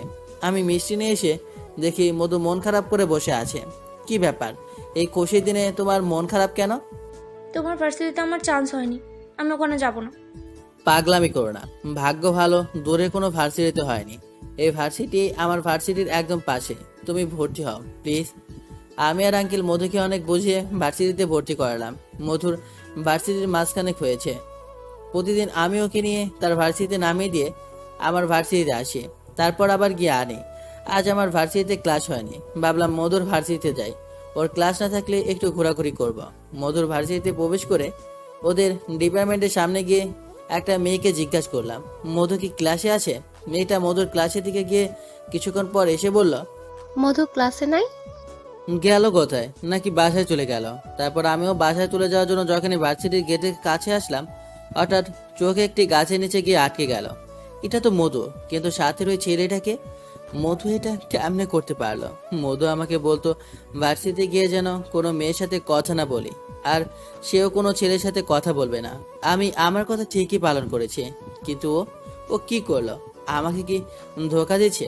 এখানে আর এক মুহূর্ত থাকতে পারলাম না, সোজা বাসায় চলে আসলাম। কোনো কিছু করতে মন চাচ্ছে না, কিছু ভালো লাগছে না। এসব ভাবতে ভাবতে বিছানায় শুয়ে পড়লাম, কিন্তু ঘুম আসে না। আসবে বা কি করে? এত কিছু ভাবতে থাকলে ঘুম কি করে হয়? হঠাৎ দরজা খোলার আওয়াজ শুনতে পেলাম। আমি ঘুমের ভান করে শুয়ে পড়লাম। বুঝলাম মধু এসেছে। এই শোনো, আমি কোনো উত্তর দিলাম না। কয়েকবার ডাকার পর উঠলাম। কি হয়েছে? তুমি আমাকে আনতে গেলে না কেন? আর এই অবেলায় শুয়ে আছো কেন? একটু মাথা ব্যথা করছে, তাই ক্লাস না করে বাসায় চলে আসলাম। ও আচ্ছা। এই বলে মধু ওয়াশরুমে চলে গেল। মধু একবারের জন্য আমাকে জিজ্ঞেস করলো না আমার মাথা ব্যথা কমেছে কিনা বা ডাক্তারের কাছে গিয়েছে কিনা। মনে হয় ভুলে গেছে। ভাবতে ভাবতে কখন যে ঘুমিয়ে পড়েছি বুঝতেই পারিনি। যখন ঘুম ভাঙলো, গইতে চেয়ে দেখি রাত 8টা বাজে। মধু একবারের জন্য আমাকে খাবারের জন্য ডাকলো না। খুব কষ্ট হচ্ছে। হঠাৎ মধু আসলো। ঘুম ভাঙলো তোমার? তোমার মাথা ব্যথা করছে তাই ডাকিনি। ফ্রেশ হয়ে এসো, আমি ভাত নিয়ে আসছি। আমি ফ্রেশ হয়ে টেবিলে বসলাম। মধু আমার প্লেটে ভাত বেড়ে দিচ্ছে। আমি বললাম, প্লেট একটা কেন, আরেকটা নিয়ে এসো। আমি জানি তুমি আমাকে ছাড়া খাবার খাবে না। না, তুমি খাও, বাবা জোড়াজোড়ি দিয়ে আমি খেয়ে নিয়েছি। ও আচ্ছা। এক প্রকার লজ্জা পেয়ে গেলাম, সাথে খুব কষ্ট পেলাম। এক সময় মধু আমাকে ছাড়া কিছুই খেত না, আজ দিব্যি খেয়ে নিল। আমার খাওয়ার ইচ্ছেটাই মিটে গেল, কিন্তু এক প্রকার জোর করে খেয়ে শুয়ে পড়লাম। আজ আর পড়তে ভালো লাগছে না। মধু কিছুক্ষণ পরে শুতে আসলো। আমি বিছানার এক সাইডে চলে গেলাম। কি হয়েছে তোমার? আজ সারাদিন আমার সাথে ভালোভাবে কথা বলছো না, কি হয়েছে? না কিছু না, এমনিতে কিছু ভালো লাগছে না। তোমার মাথা ব্যথা কমেছে? এখন মনে পড়লো। আমি জিজ্ঞেস করতে চাইছিলাম, ওয়াশরুম থেকে এসে দেখি তুমি ঘুমিয়ে গেছো, তাই ডাকিনি। ও আচ্ছা। পরদিন সকালে ঘুম থেকে উঠে দেখি মধু আমার পাশে নেই। কোথায় গেল? ঘড়ির দিকে তাকিয়ে দেখলাম সকাল 8টা বেজে গেছে। মধু মনে হয় রান্না করছে। আমি ফ্রেশ হয়ে নিচে গেলাম, কিন্তু মধুকে রান্নাঘরেও দেখলাম না। আমি আঙ্কেলকে জিজ্ঞেস করলাম, মধু কই? মধু ভার্সিটিতে চলে গেছে। আচ্ছা আঙ্কেল, যাই আমি। তারপর আমিও ভার্সিটির উদ্দেশ্যে রওনা দিলাম। কিছু দূর যাওয়ার পর মনে পড়লো মধুর ভার্সিটি থেকে দেখে আসি ও কি করছে। যেই ভাবা সেই কাজ। চলে গেলাম ওদের ভার্সিটিতে। ভার্সিটি গিয়ে চারবার ভালোভাবে দেখলাম, কিন্তু মধুকে কোথাও দেখলাম না। মনে হয় ক্লাসে গেছে। অযথায় ওকে সন্দেহ করলাম। যাই টং দোকান থেকে চা খেয়ে আসি। গেলাম টঙের দোকানে। মামা, ভালো করে এক কাপ চা দেন। চায়ের দোকানের বিপরীত পাশে একটি ফুচকার দোকান। খুব ভিড়, ছেলেমেয়েরা মিলে ফুচকা খাচ্ছে। আমি ওদের দিকে চেয়ে চেয়ে চা খাচ্ছি। হঠাৎ আমার চোখ এক জায়গায় গিয়ে আটকে গেল। সাথে সাথে আমার হাত থেকে কাপ মাটিতে পড়ে গেল। আমি যাদের দেখছি তারা হলো মধু আর সেই ছেলেটা। মধু সেই ছেলেটাকে মুখে তুলে ফুচকা দিচ্ছে আর ও খাচ্ছে। এই সিন দেখার পর আমার চোখ দিয়ে অজান্তেই পানি চলে আসলো। সোজা চলে আসলাম। তার মানে মধু ওই ছেলের সাথে কিছু একটা চলছে। ওই ছেলেটা যদি মধুর ফ্রেন্ড হতো তাহলে এত ক্লোজ হওয়ার কথা না। তার মানে অন্য কিছু। দেখি কত দূর আগায়। বাসা চলে গেলাম। আজ মধু সন্ধ্যার পরে বাসায় আসলো। আজ আর জিজ্ঞেস করো না আমি কেন আনতে চাইনি। মনে হয় তার ভালো হয়েছে, সারাদিন ঘুরতে পারলো। আজ আমার সাথে কোনো কথা বলো না। রাতে ঘুমানোর আগে। এই শোনো, হ্যাঁ বলো। আমার কিছু টাকা লাগবে। কত? 20,000 টাকা লাগবে। কি, এত টাকা? আমি এত টাকা কোথায় পাবো? আর এত টাকা দিয়ে তুমি কি করবে? আমি টাকা দিয়ে কি করব সেটা তোমার না জানলেও চলবে। কিন্তু আমার কাছে তো এত টাকা নাই। কেন? বইয়ের আবদার পূরণ করতে পারবে না তাহলে বিয়ে করলে কেন? শোনো, যখন আমাদের বিয়ে হয় তুমি নিশ্চয়ই জানতে আমি স্টুডেন্ট এবং কোনো কাজ করি না। আর আমি তোমাকে পড়ালেখা করার পর বিয়ে করতে চেয়েছিলাম, কিন্তু বিয়ে করার জন্য তুমি আমাকে জোর করেছিলে। তারপরেও মধু আমাকে অনেকগুলো কথা শুনিয়ে দিল। রেজিস্ট্রেশনের জন্য কিছু টাকা জমা করেছিলাম, সেখান থেকে 20,000 টাকা দিয়ে টেবিলের উপর রেখে দিলাম। মাঝরাতে হঠাৎ ঘুমিয়ে গেল। ঘুম থেকে উঠে দেখি মধু আমার পাশে নাই। গেল কোথায়? ওয়াশরুমে। আলো অফ, তার মানে ওয়াশরুমে নয়, কিন্তু কোথায়? হঠাৎ বেলকনিতে ছোট করে আওয়াজ শুনতে পেলাম। আমি বিছানা থেকে উঠে বেলকনির দিকে গেলাম। মধু কার সাথে যেন কথা বলছে। আমার উপস্থিতি টের পেয়ে মধু ফোন কেটে দিল। জিজ্ঞেস করলাম, এত রাতে কার সাথে ফোনে কথা বলো? আমার এক বান্ধবী আমেরিকায় থাকে। আচ্ছা, কথা বলা শেষ হলে আসো, ঘুমিয়ে পড়ি। তারপর ঘুমিয়ে পড়লাম। কাল সকালে এর কোনো একটা ব্যবস্থা করতেই হবে। এভাবে আর কতদিন? দিন দিন মধু আমার থেকে দূরে সরে যাচ্ছে। পরদিন সকালে উঠেও মধুকে পেলাম না। টেবিলে টাকাও নাই। তার মানে মধু টাকা নিয়ে চলে গেছে। আসুক আজ। আজ এর একটা বিহিত করতেই হবে। আজও রেডি হয়ে মধুর ভার্সিটির দিকে যাচ্ছি। হঠাৎ ফোন এলো। ভার্সিটির ফ্রেন্ড কল দিয়েছে। কিরে হারামি, কই তুই? আমি তো বাসায় রে। কেন বাসায় কেন? তাড়াতাড়ি ভার্সিটিতে আয়। না রে, আসতে পারবো না। আজ আমার একটা কাজ আছে। আবে, আজ ভার্সিটিতে ইম্পর্টেন্ট ক্লাস আছে। আচ্ছা আসি। তারপর সোজা আমার ভার্সিটিতে চলে গেলাম। ভার্সিটিতে ঢোকা মাত্র আমার ফ্রেন্ডরা সবাই একসাথে বলে উঠলো, happy birthday my dear friend Fahad. আমি তো অবাক।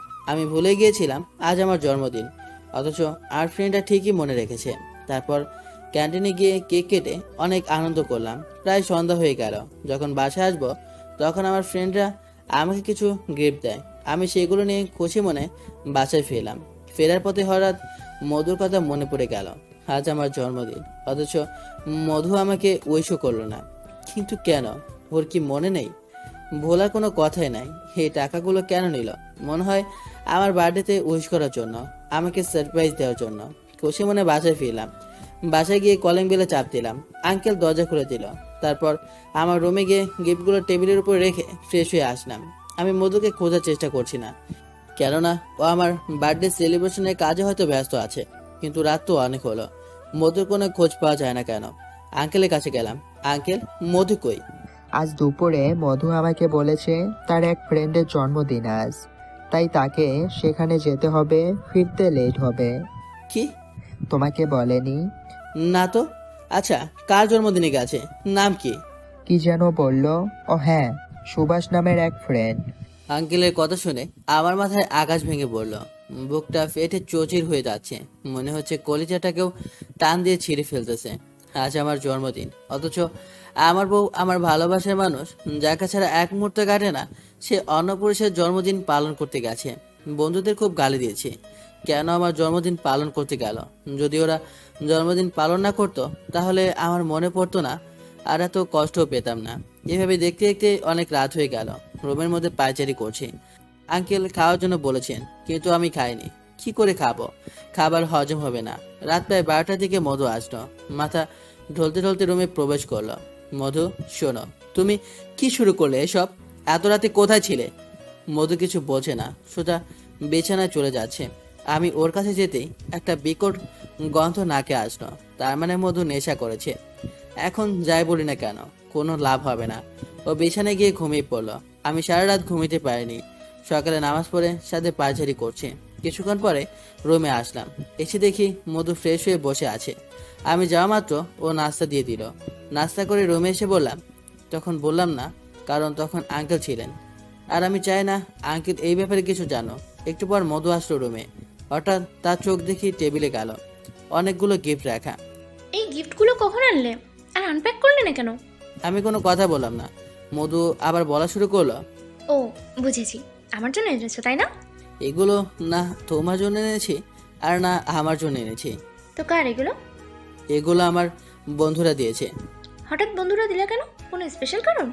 বন্ধুরা যতই হারামি হোক না কেন, কখনো বেইমানি করে না। কি হয়েছে বলবা তো? এগুলো আমার বার্থডে গিফট, আমার জন্মদিনের উপহার। কাল তোমার জন্মদিন ছিল, আমাকে বলনি কেন? কাল সুভাষের জন্মদিন ছিল, আমারটা তেমন গুরুত্ব নয় তাই বলিনি। সরি, আমি ভুলে গেছি। হঠাৎ খেয়াল করলাম ওর হাতে খুব সুন্দর একটা এক্সট্রা আংটি। জিজ্ঞেস করলাম, কোথায় পেলে এই আংটি? সুভাষের জন্মদিনে আমাকে গিফট দিয়েছে। আমাদের বিয়ের আংটি কই? তুমি কি মনে করো আমি এই কম দামি আংটি পরবো? ফেলে দিয়েছি রাস্তায়। ও সে দুইটা থাপ্পড় মারলাম। তারপর বললাম, বিয়েকে কি খেলা মনে করো? যখন মন চাইবে করবে, যখন মন চাইবে ছেড়ে দিয়ে অন্য কারোর সাথে ঘুরবে। আর আমাকে তোমার কি মনে হয় এই কয়দিনে একবারের জন্য কি আমাকে স্বামী মনে করেছো? আমি জানি করনি। কেমনে করবে? যে নিজের স্বামীর বার্থডে রেখে অন্য পুরুষের বার্থডে পালন করে, সে কিভাবে বুঝবে স্বামী কি? আর যে আংটিটা ফেলে দিয়েছো একেবারের জন্য কি ভাবো নাই আমি কি করছি? তুমিও তো সেদিন দেখেছিলে আমার আব্বু নিজ হাত থেকে খুলে সেই আংটিটা তোমাকে দিয়েছিল। আর কি বলেছিলেন মনে আছে? আংটিটা খুব যত্ন করে রাখার কথা বলেছিলেন। আর তুমি এই দিলে তার প্রতিদান। দিলাম প্রতিদান। তোর সাথে বিয়ের পর আমি কি পেয়েছি? কিছুই না। আর তুই কিছুই দিতে পারবি না। আমার জীবনের সবচেয়ে বড় ভুল সিদ্ধান্ত ছিল তোকে বিয়ে করা। আমার জীবনটা না নষ্ট করে দিলি। হে দেখ আংটি, এটা কোনো সোনার আংটি নয়, এটা হচ্ছে ডায়মন্ড, যা কখনো তুই চোখেও দেখিসনি। এই টাকার কাছে হেরে গেল তোমার ভালোবাসা। যদি তোমার টাকাওয়ালা ছেলে দরকার ছিল তাহলে আমাকে বিয়ে করলে কেন? তখন তো বুঝিনি এত কিছু, এখন বুঝতেছি টাকা থাকলে সব কিছু পাওয়া যায়। ভালোবাসাও পাওয়া যায়? হ্যাঁ পাওয়া যায়। দেখো, এসব পাগলামি করো না। তোমার বোঝা উচিত এখন তুমি একজন বিবাহিত মেয়ে। আর মাত্র 1 বছর বাকি আছে আমার পড়ালেখা শেষ হবার। তারপর আমি একজন কেমিক্যাল ইঞ্জিনিয়ারিং হয়ে যাব। তখন চাকরি করব, তোমার সব চাহিদা পূরণ করব, আমাদের সুখের দিন ফিরে আসবে। স্বপ্ন দেখতে থাকো, তোমার স্বপ্ন কখনো পূরণ হবে না। আর আমার স্বপ্ন প্রায় পূরণ হতে চলেছে। কেন হবে না? আর পূরণ হতে চলেছে মানে? মানে খুব সহজ, আমি আমার সুভাষকে ভালোবাসি আর সুভাষও আমাকে ভালোবাসে। কি? হ্যাঁ, তুমি ঠিকই শুনছো। তোমার মাথা ঠিক আছে মধু? তুমি কি বলছো? তুমি কি বুঝতে পারছো তো? হ্যাঁ, আমি সব বুঝেই বলতেছি। মধু, একটু বেশি হয়ে যাচ্ছে না? তোমার কি মনে হচ্ছে না তুমি একটু বেশি বলে ফেলছো? না, আমি একটুও বেশি বলিনি। আর এভাবে তোমার সাথে আমার সংসার করাটা না সম্ভব না। তাহলে কিভাবে সম্ভব? তোমার সাথে কোনোভাবেই সম্ভব না। তুমি আমাকে কি দিয়েছো? তোমার কি চাহিদা পূরণ করেছো তুমি আমার? কিছুই নয়। তোমার জন্য আমি আমার ফ্রেন্ডদের সামনে মুখ দেখাতে পারি না। যেসব ফ্রেন্ড কোনোদিন আমাকে ছাড়া এক মুহূর্তে থাকতে পারতো না, আর সেই ফ্রেন্ডরা আমাকে অ্যাভয়েড করছে। প্রকৃত বন্ধু কখনো নিজের বন্ধুকে ছেড়ে চলে যেতে পারে না। তারা দুঃসময়ে তার ফ্রেন্ডকে একা ছাড়তে পারে না। ওরা তোমার আসল ফ্রেন্ডটা। আমার ফ্রেন্ডদের নিয়ে কোনো আজেবাজে মন্তব্য করবে না। Please try to understand. তুমি এভাবে আমাদের সুখের সংসারটা ভেঙে দিও না প্লিজ। কি সুখের সংসার? তোমার কাছে সুখের সংসার হলেও আমার কাছে মোটেও সুখের না। আমি চাই তুমি আমাদের মাঝ থেকে সরে যাও। তুমি সরে গেলে আমি সুভাষকে বিয়ে করে ফেলবো। আমি আর এক মুহূর্ত দাঁড়িয়ে থাকতে পারলাম না। বাসা থেকে চলে আসলাম, ভার্সিটির হলে চলে আসলাম। আমাকে দেখে আমার ফ্রেন্ড এসে জিজ্ঞেস করলো, কিরে বন্ধু, আজ হঠাৎ করে কি মনে করে? না এমনিতেই তোদের সাথে আড্ডা দেওয়া যাবে তাই চলে আসলাম। আজ এখানেই থাকবো। আরে এত খুশির খবর? ওরা সবাই যে যার মতো আড্ডা দিচ্ছে আর আমি রুমে বসে সিগারেট টানছি। তখন ফ্রেন্ডরা আসলো। একজন জিজ্ঞেস করলো, মন খারাপ? না এমনিতেই ভালো লাগছে না। শোন, আমাদের কাছে কিছু লুকাবি না, বল কি হয়েছে? আসলে বন্ধু, আমি বিয়ে করেছি অনেক দিন হয়েছে। এই কথা শোনার পর ওরা আমাকে মারতে শুরু করলো। আরে আরে, সবটুকু তো শোন, তারপর মারিস। তারপর সব বললাম। আমার কথা শুনে ওরা সবাই অবাক। ও হ্যাঁ, আপনাদের তো তাদের নামই বলা হয়নি। যে এতক্ষণ কথা বলছে সে হচ্ছে সিয়াম, বাকিদের নামও আস্তে আস্তে জানবেন। আমার কথা শুনে পাশ থেকে রাফি বলল, বন্ধু ফাইনাল পরীক্ষার ডেট দিয়ে দিছে, আগামী মাসে পরীক্ষা। আবে শালা, আমরা আছি টেনশন করে, আর তুই আসিস পড়ে নিয়ে।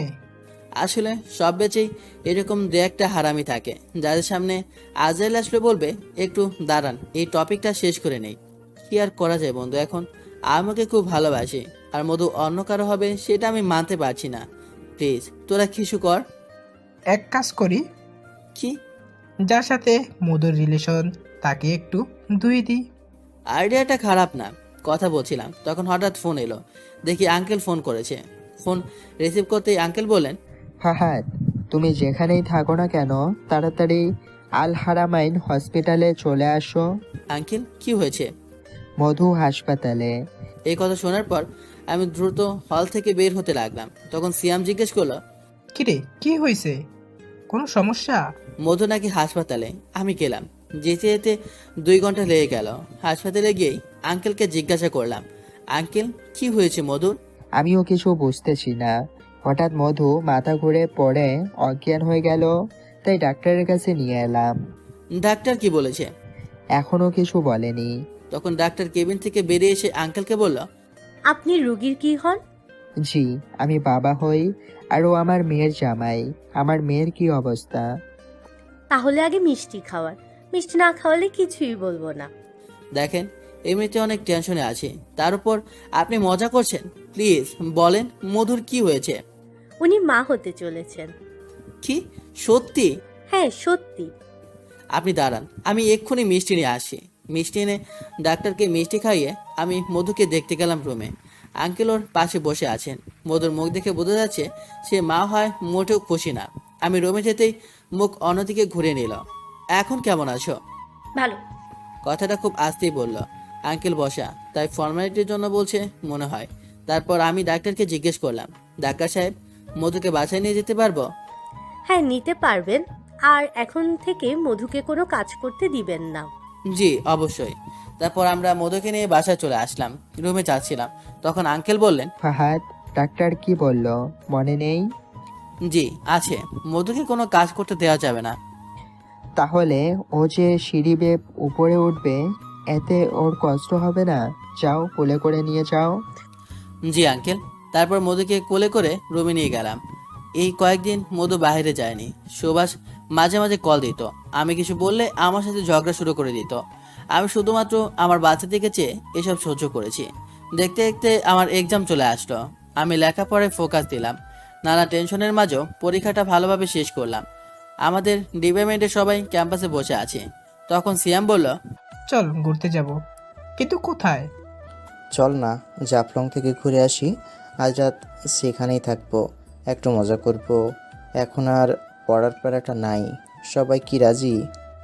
এই আইনস্টাইনের বাচ্চা, তুই কি যাবি আর হাতে কি? সিয়াম রাফিকে উদ্দেশ্য করে কথাটা বলল। দেখছিস না হাতে বই আছে, তোরা যখন বলছিস তখন যাব। দাঁড়া, হল থেকে 2টো বই নিয়ে আসি, ওখানে গিয়ে পড়বো।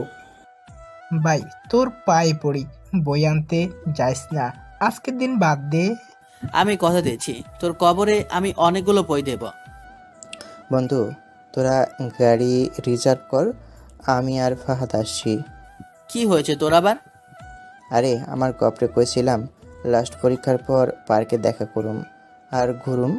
এখন হঠাৎ এই প্ল্যান হয়েছে, ওর সাথে দেখা করেই চলে আসবো। তাইলে তুই যা, আমি গিয়ে কি করব? আরে তুই গেলে তাড়াতাড়ি চলে আসতে পারবো, নাইলেও আমাকে আসতে দিবে না। তারপর ওর সাথে পার্কে গেলাম। দেখা করে চলে আসে যাব, তখন হঠাৎ আমার চোখ এক কাপড়ের দিকে গেল। যা দেখলাম তা দেখে আমার সমস্ত শরীর শীতল হওয়া শুরু করলো। তাকে দেখলাম মধু আর সুভাষ এক বেঞ্চে বসে আছে বলে ভুল হবে। সুভাষ মধুর কোলে মাথা রেখে শুয়ে আছে, আর মধু ওর চুলে বিলি কাটছে। ছি মধু, ছি। ও এতটাও নিচে নামতে পারলো? ঘরে চামিকে রেখে বাইরে অন্য পুরুষের সঙ্গে। আমার মাথা আর কাজ করছে না, মাথাটা ঘুরে আসছে। আমার এই অবস্থা দেখে লিমন বলল, কি রে, কি হয়েছে তোর? না রে কিছু না, মাথা ঘুরাচ্ছে। চল ডাক্তারের কাছে নিয়ে যাই। না ঠিক আছে, আমাকে হলে দিয়ে যা, গিয়ে রেস্ট নেই, এমনিতে ঠিক হয়ে যাবে।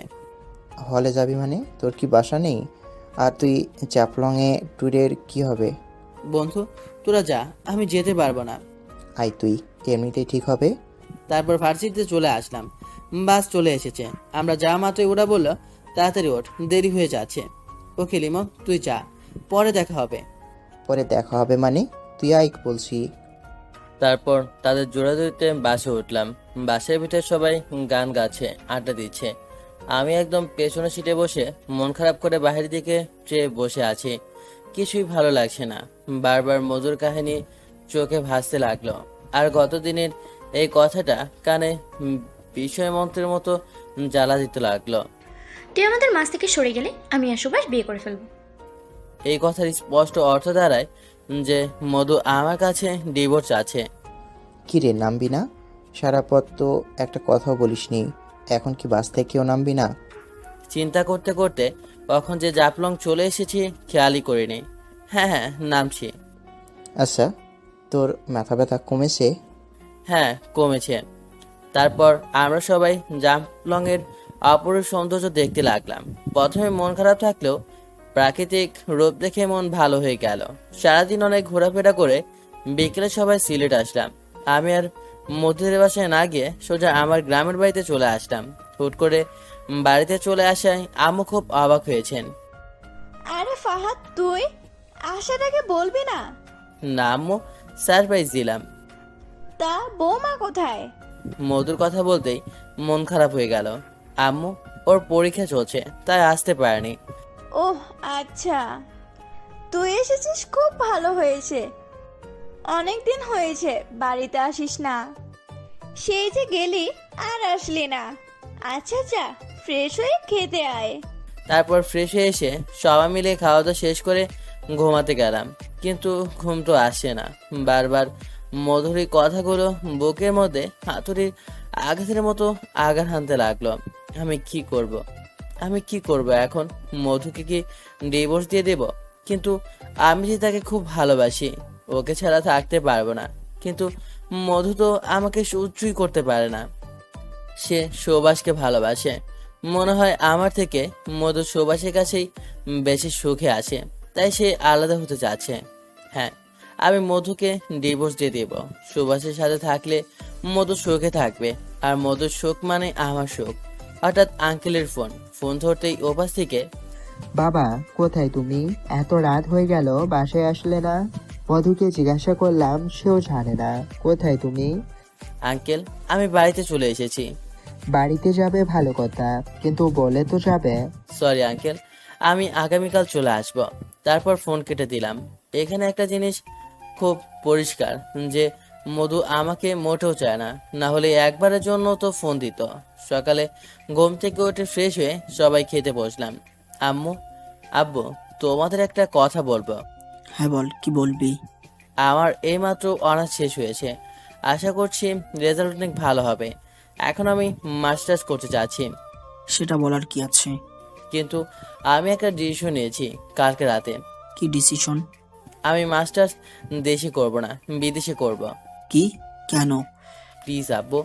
তুই দেশের নামকরা বিশ্ববিদ্যালয় শাহজালাল বিজ্ঞান ও প্রযুক্তি বিশ্ববিদ্যালয়ে পড়িস। এখন তুই বাইরে গিয়ে কি করবি? আমার মনে হয় এখানে মাস্টার্স করলে ভালো হবে। আর তার উপর তোর বউ আছে। তুই বিদেশে চলে গেলে মধু একা থাকবে কিভাবে? মাত্র 2 বছরের ব্যাপার, না করো না প্লিজ। আর মধুকে আমি ম্যানেজ করব। আচ্ছা, যা ভালো বুঝিস কর। ধন্যবাদ আব্বু। তারপর আমি সিলেট আসলাম। সিলেটে এসে সোজা কোর্টে চলে আসলাম। কোর্টে এসে ডিভোর্সের অ্যাপ্লাই করলাম। তারা বললো কিছুদিনের মধ্যেই পেয়ে যাব। তারপর জার্মানিতে স্টুডেন্ট ভিসার জন্য অ্যাপ্লাই করে মধুদের বাসায় চলে আসলাম। কেমন আছেন আঙ্কেল? হ্যাঁ বাবা, ভালো। তুমি আসলে? জি, এই তো চলে এসেছি। মধু কোথায়? মধু ভার্সিটিতে গেছে। আচ্ছা, একটা কথা বলো তো। জি আঙ্কেল। মধু আর তোমার মাঝে কি কোনো ঝামেলা হয়েছে? আপনার এমনটা কেন মনে হলো? আমি কয়েকদিন থেকে লক্ষ্য করছি তোমাদের মধ্যে ভালো কোনো বোঝাপড়া নাই। একজন আরেকজনের খবর জানো না। আমার পরীক্ষা ছিল তো, তাই পড়াশোনায় একটু মনোযোগ দিতে হয়েছিল, তাই এমনটা হয়েছে। আচ্ছা যাও, ফ্রেশ হও। জি আঙ্কেল। তারপর ফ্রেশ হয়ে রুমে শুয়ে আছে। কিছুক্ষণ পর মধু আসলো। আমার সাথে কোনো কথা না বলে ওয়াশরুমে চলে গেল। আমি বিছানা থেকে উঠে ছাদে চলে আসলাম। মধুদের ছাদটা খুব সুন্দর। ছাদের উপর বাগান আছে, তার উপর একটা দোলনার বেঞ্চও আছে। আমি ছাদে এসে দোলনায় বসে বসে দোল খাচ্ছি। দোলনাতে খুব ভালো লাগছিল। তাই হঠাৎ ঘুম চলে আসলো। যখন ঘুম ভাঙলো তখন থেকে সকাল হয়ে আছে আর আঙ্কেল সামনে দাঁড়িয়ে আছে। তার মানে আঙ্কেল আমাকে ঘুম থেকে জাগিয়েছেন। ছাদে ঘুমিয়ে গেলে কেন? ছাদেই ঘুমিয়ে গেছি আঙ্কেল। রাতে ছাদে এসে দোলনাতে বসেছিলাম, কিন্তু কখন যে ঘুম চলে এসেছে বলতেই পারিনি। তুমিও না, যাও ফ্রেশ হয়ে আসো। আচ্ছা আঙ্কেল। তারপর ফ্রেশ হয়ে রুমে বসে আছি, তখন কাজের মেয়েটা এসে বলল আঙ্কেল ডাকছেন খাওয়ার জন্য। আমিও চলে আসলাম। নিচে এসে দেখি টেবিলে আঙ্কেল তার মধু বসে আছে। যাক, অনেকদিন পর মধুর সাথে খাবার খেতে পারবো। খাবার খাওয়ার সময় মধু একটা কথা বললো না, আমিও কোনো কথা বলিনি।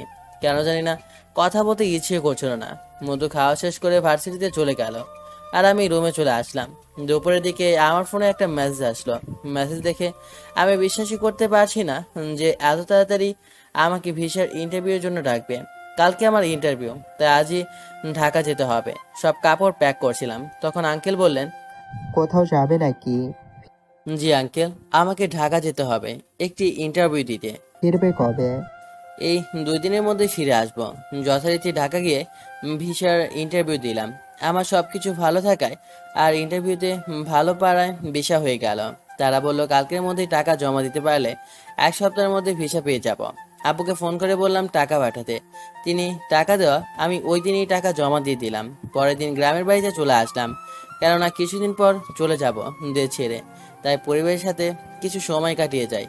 আম্মু আব্বুকে এ বিষয়ে মধু আর আঙ্কেল থেকে গোপন রাখার জন্য বললাম। বাড়িতে 4 দিন থাকার পর সিলেটে মধুদের বাসায় গেলাম। ওখানে গিয়েও কাটিয়ে নেই কয়েকদিন। মধুদের বাসায় থাকতে লাগলাম আর ভিসার অপেক্ষা করতে লাগলাম। এভাবে আমার কষ্টময় দিন পার হচ্ছে। মধুর সাথে টুকটাক কথা হয়। মধু সবসময় সুভাষের সাথে ফোনে কথা বলতে থাকে। 8 দিনের মাথায় আমার ভিসা চলে আসলো।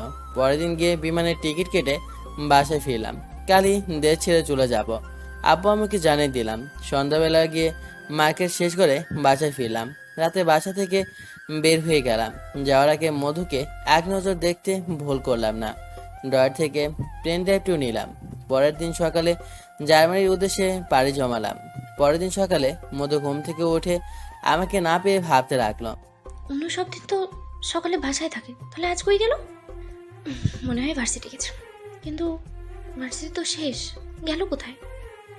তোর আমি তো চিন্তা করছি কেন, যেখানে যাক আমার কি। তারপর মধু ভার্সিটিতে চলে গেল। এদিকে আমি জার্মানিতে এসে আমার রুমে চলে আসলাম। আসলে দেশে থাকতে সবকিছু ম্যানেজ করে রেখেছিলাম, তাই রুম পেতে কষ্ট হয়নি। আমি রুমে এসে ফ্রেশ হয়ে শুয়ে আছি। দেশের কথা মনে পড়ছে। সবচেয়ে বেশি মনে পড়ছে মধুর কথা। ওর স্মৃতিগুলো মনে পড়ছে ওর সাথে কাটানো 6টি মাস। কেমন করে পারলো ভুলতে এসব কিছু মনে করতে যাচ্ছি না। আপাতত এসব কিছু ভুলে গিয়ে আমার পড়াশোনায় ফোকাস দেই, তাতেই মঙ্গল। 2-4 দিন রেস্ট নিয়ে ভার্সিটিতে ভর্তি হব। এদিকে মধু সারাদিন সুভাষের সাথে ঘোরাফেরা করছে। আচ্ছা বাবু, আমরা বিয়ে করব কখন? এই তো বাবু, আর কিছুদিন পর। এটা বলে মধু মনে মনে বলল, ওই কুত্তাটার সাথে ডিভোর্সটা হয়ে যাক, তারপর আমি আর সুভাষ বিয়ে করে নেব। বাবু, আমি আর পারছি না। কতদিন এইভাবে দূরে দূরে থাকবো? তোমাকে আমার কাছে পেতে খুব ইচ্ছে করে বাবু। আমার তো খুব ইচ্ছে হয়। তাহলে আমি এক কাজ করি, আমার আব্বু আম্মুকে তোমার বাসায় বিয়ের জন্য পাঠাই। না বাবু, এখন না। তার মানে তুমি আমাকে ভালোবাসো না? তুমি আমাকে বিয়ে করতে চাচ্ছ না? আমি তোমাকে অনেক লাভ করি বাবু। তাহলে বিয়ের প্রস্তাব পাঠাবো কখন? বাবু আমাকে 1 মাস সময় দাও। 1 মাস পর তুমি আর আমি বিয়ে করব, কিন্তু একটা শর্ত আছে।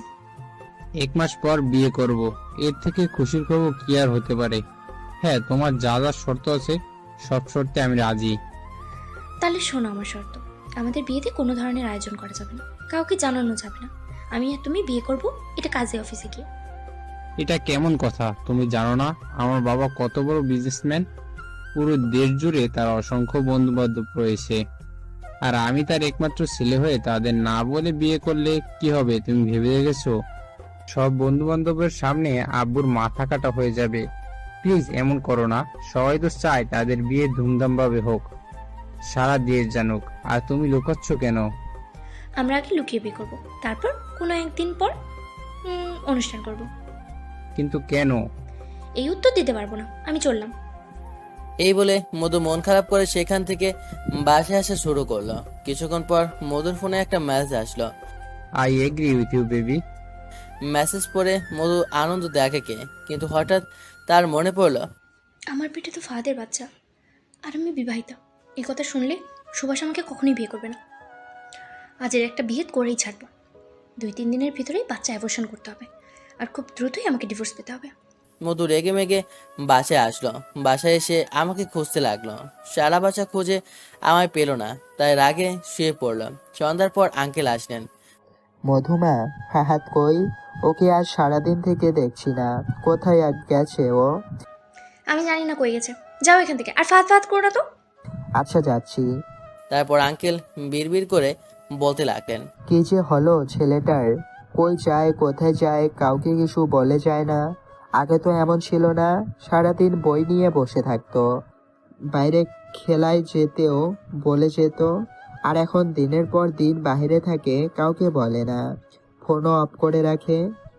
মধুর মাঝরাতে ঘুম ভেঙে গেল। মোবাইলে তাকিয়ে দেখে রাত 2টো, এখনো বাসায় ফিরিনি।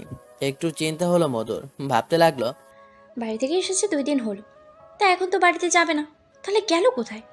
এসব ভাবতে ভাবতে মধু আমার নাম্বারে কল দিল, কিন্তু ফোন তো সুইচ অফ দেখাচ্ছে। তারপর মধু ঘরের লাইট জ্বালিয়ে পানি খাওয়ার জন্য টেবিলে গেল। পানি খেয়ে যখনই গ্লাস টেবিলে রাখতে যাবে, তখনই টেবিলের উপর একটি চিঠি দেখতে পেল। আজও আমার আমি চিঠি কে রাখলো, খুলে দেখি তো কি আছে এটাতে। মধু চিঠিটি করল। প্রিয় মধু, আশা করি খুব ভালো আছো, আর ভালো তো থাকবেই। ভালো থাকার জন্য তো আমাকে ছেড়ে সুভাষকে বুকে নিয়েছো।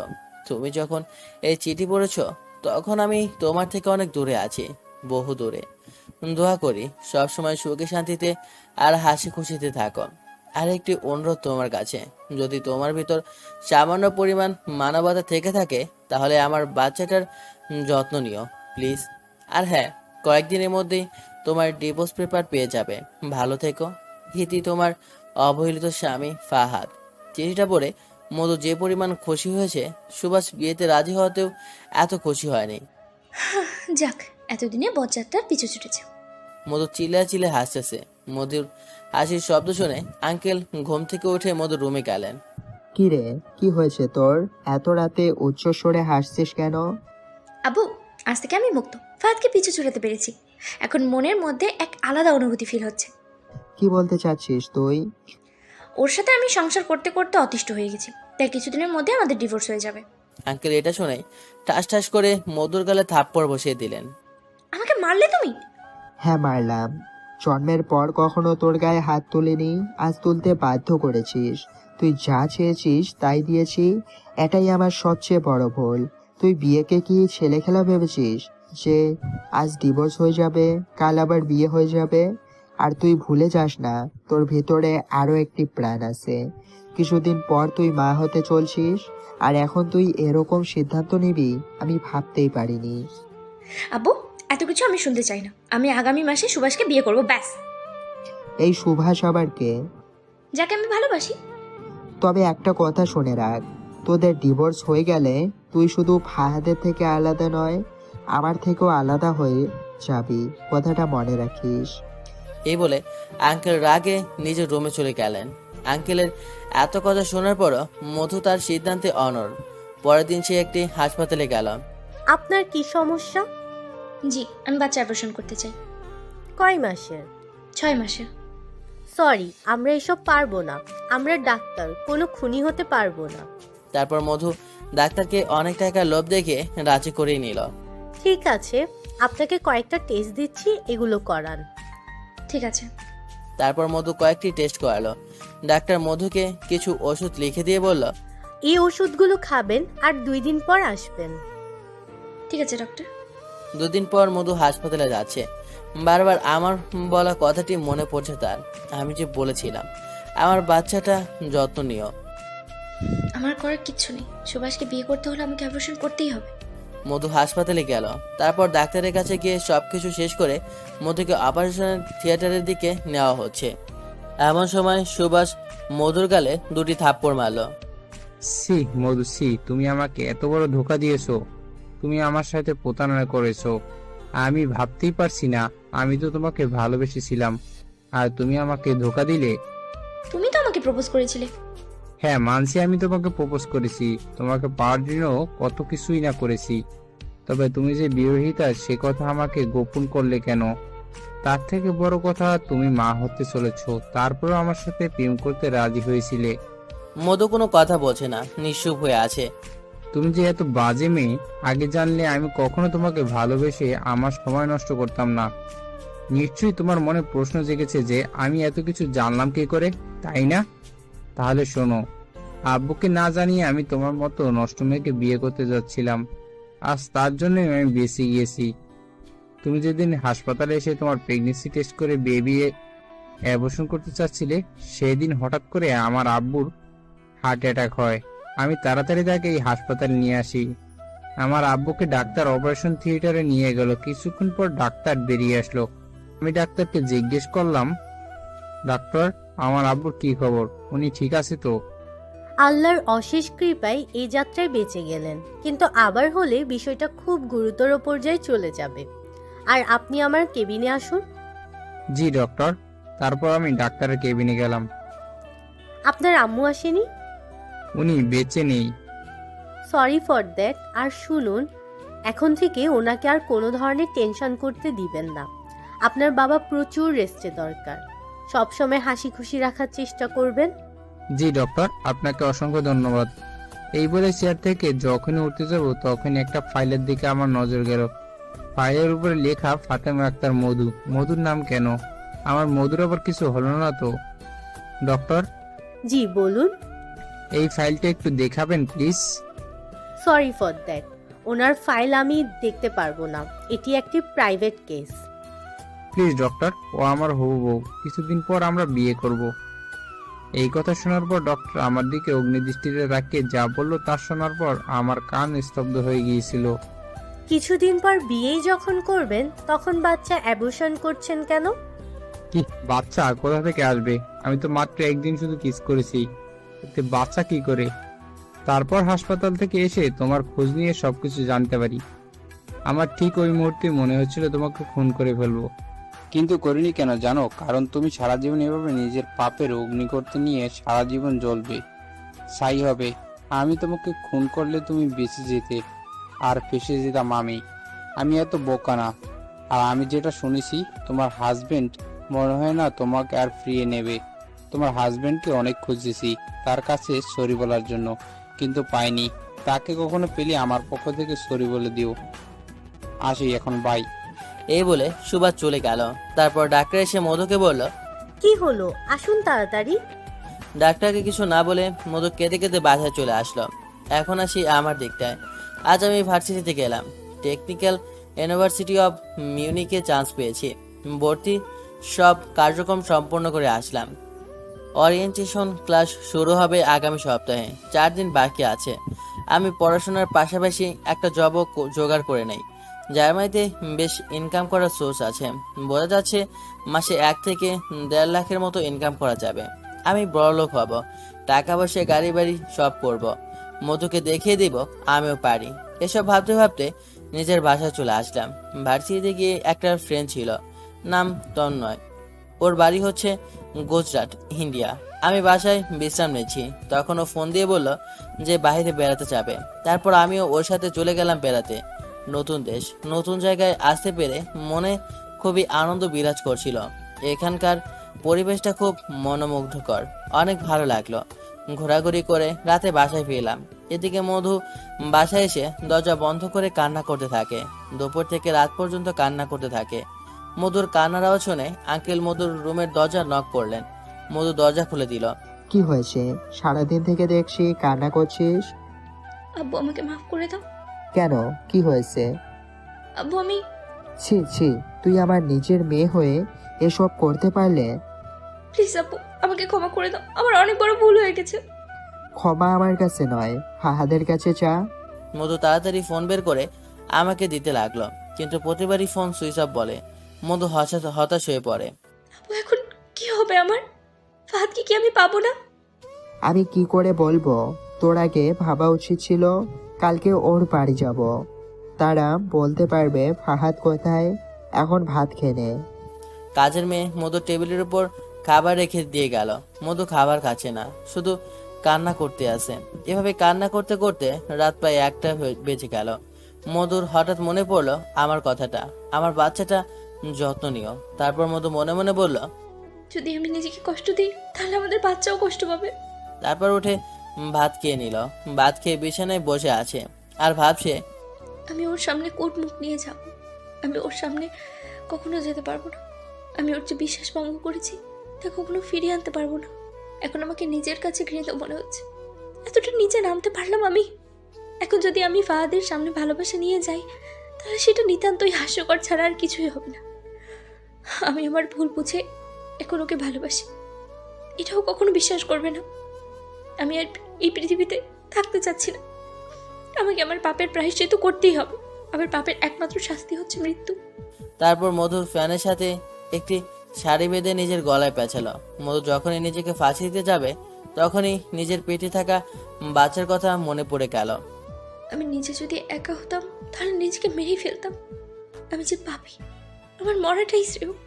কিন্তু এই নিষ্পাপ বাচ্চাটার কি হবে? ও কি অপরাধ করেছে? আমার অপরাধের ফল আমার বাচ্চা ভোগ করবে কেন? এসব চিন্তা করে মধু নিজেকে ফাঁসি দিতে পারল না। এখন মধু আর ঘর থেকে বাহিরই হয় না, সারাদিন ঘরের মধ্যে বসে থাকে, কখনো হাসি খুশি থাকে না। আমার বাড়িতে গিয়েছিল অনেকবার, কিন্তু আব্বু আম্মু আমার কথা কিছু বলেনি, কেননা তারা আমাকে প্রমিস করেছিল। এভাবে কেটে গেল আরো 3 মাস। আজ মধুর ডেলিভারি হয়েছে। ফুটফুটে একটি কন্যা সন্তানের জন্ম দিয়েছে মধু। মধু তার সন্তানের মুখ দেখেই খুঁজিতে কেঁদে ওঠে। মা মেয়ে দুজনেই বেশ ভালো আছে। মধু আর আগের ভার্সিটিতে যায় না। আমি যে ভার্সিটিতে পড়তাম সেই ভার্সিটিতে ট্রান্সফার হয়ে এসেছে।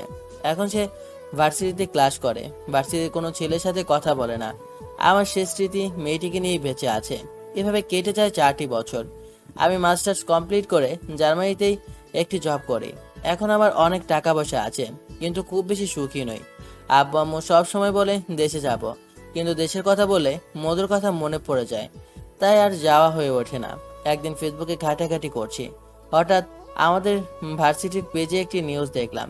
আগামী মাসে আমাদের ভার্সিটির সমাবর্তন অনুষ্ঠান, তাই সকল শিক্ষার্থীদের অংশগ্রহণের জন্য আবদার করা হয়েছে।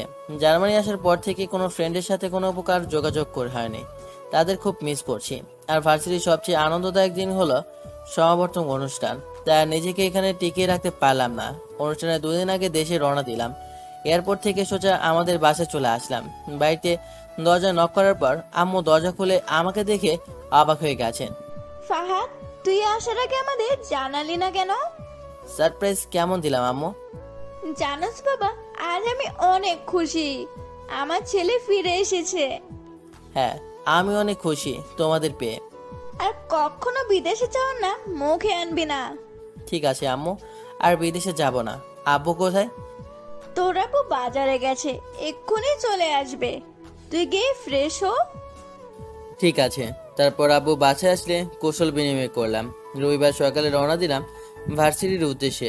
খুব আনন্দ লাগছে, অনেকদিন পর বন্ধু বান্ধবীদের সাথে দেখা হবে। সকাল 10টায় ভার্সিটিতে পৌঁছে গেলাম। একে আমাদের ব্যাচের কাউকে তো দেখছি না। একটি ছেলেকে জিজ্ঞেস করলাম, এই যে শোনো, 24 ব্যাচের স্টুডেন্টরা কোথায় বলতে পারবে? ওনারা সিএপি ডিপার্টমেন্টের পেছনের মাঠে বসে আছেন। আচ্ছা, ধন্যবাদ। তারপর আমি ওদের ওখানে গেলাম। সবাই মাঠে গোল হয়ে বসে গান গাচ্ছে। আমি যেতেই সবাই ভূত দেখার মতো আমার দিকে তাকালো। লিমন এসে আমাকে মারতে লাগলো। হারামি, এতদিন কোথায় ছিলি? তোকে কত খোঁজাখুঁজি করেছি, কিন্তু কোথাও পাইনি। কই ছিলি? তারপর আমি সব বললাম, মধুর বিষয় ছাড়া। 11টার দিকে অনুষ্ঠান শুরু হলো। প্রথমে আমাদের সিনিয়র ব্যাচের স্টুডেন্টের গ্রাউন্ড পড়িয়ে মহামান্য রাষ্ট্রপতির সম্মাননা দিচ্ছেন। তারপর আমাদের দিলেন সব স্টুডেন্টদের পরনে কালো গ্রাউন্ড। দেখতে কি অপূর্ব লাগছিল। আমাদের সম্মাননা দেওয়ার পর আমরা আমাদের নিজ আসনে বসে পড়লাম। হঠাৎ আমার চোখে ভাসলো একটা বাচ্চা মেয়ে কাঁদতেছে। বয়স আনুমানিক 3 থেকে 4 বছর হবে। আমি আবার ছোট বাচ্চাদের একদম পছন্দ করি না, কিন্তু আজ কেন জানি এই মেয়েটির প্রতি আলাদা মায়া কাজ করছে।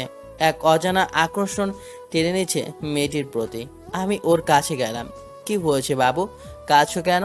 কোনো কথা বলছে না, কেঁদেই যাচ্ছে। আমি আবার বললাম, কেঁদো না, কেঁদো না। আচ্ছা, তোমার আম্মু কোথায়? কোনো কথা বলছে না, আরো জোরে জোরে কেঁদেই যাচ্ছে। তারপর আমি ওকে কোলে নিয়ে বাইরে আসলাম। একটি দোকানে গিয়ে কয়েকটি চকলেট কিনে দিলাম। চকলেট পেয়ে মেয়েটি কান্না বন্ধ করে দিয়েছে। আমি আবার আমার আসনে ফিরে আসলাম। মেয়েটি আমার কোলে বসে চকলেট খাচ্ছে। কি রে, মেয়েটি কে? জানি না রে, কাজ ছিল তাই করে নিয়েছি। খুব কিউট, তাই না?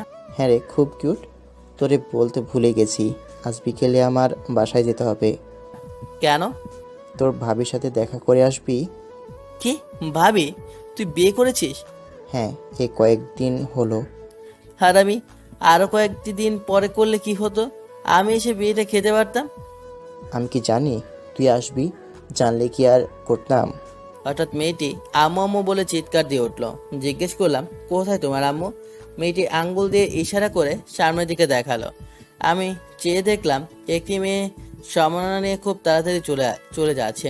মনে হয় তার মেয়েকে খোঁজার জন্য তাড়াহুড়ো করছে, কিন্তু মেয়েটির মুখ দেখা যাচ্ছে না, শুধু পিছন দিক থেকে দেখা যাচ্ছে। আমি লিমনকে নিয়ে মেয়েটিকে তার মায়ের কাছে চলে যেতে লাগলাম। তারপর মেয়েটি যেদিকে গিয়েছিল আমরাও সেদিকে যেতে লাগলাম। কিছুক্ষণ পর একটি ক্লাসরুমে প্রবেশ করলাম। এখানে অনেক ছেলে মেয়ে বসে আছে। হঠাৎ সিমরান বলে একটি জোরে আওয়াজ হলো। সাথে সাথে আমার কোলে থাকা মেয়েটি আম্মু আম্মু বলে কাঁদতে লাগলো। মেয়েটি বলল, আম্মু, তুমি কোথায় গিয়েছিলে? তোমায় কতক্ষণ ধরে খুঁজছি, আসো আমার কোলে। এই নিন আপনার মেয়ে, আর মেয়েকে একটু দেখে শুনে রাখবেন। এই বলে যখনই মেয়েটির দিকে ঘুরলাম আমি অবাক। আমি পেছন ফিরে তাকাতে দেখি মেয়েটি আর কেউ নয়, মেয়েটি হলো মধু। মধুকে দেখে আমি অবাক হয়ে যাই।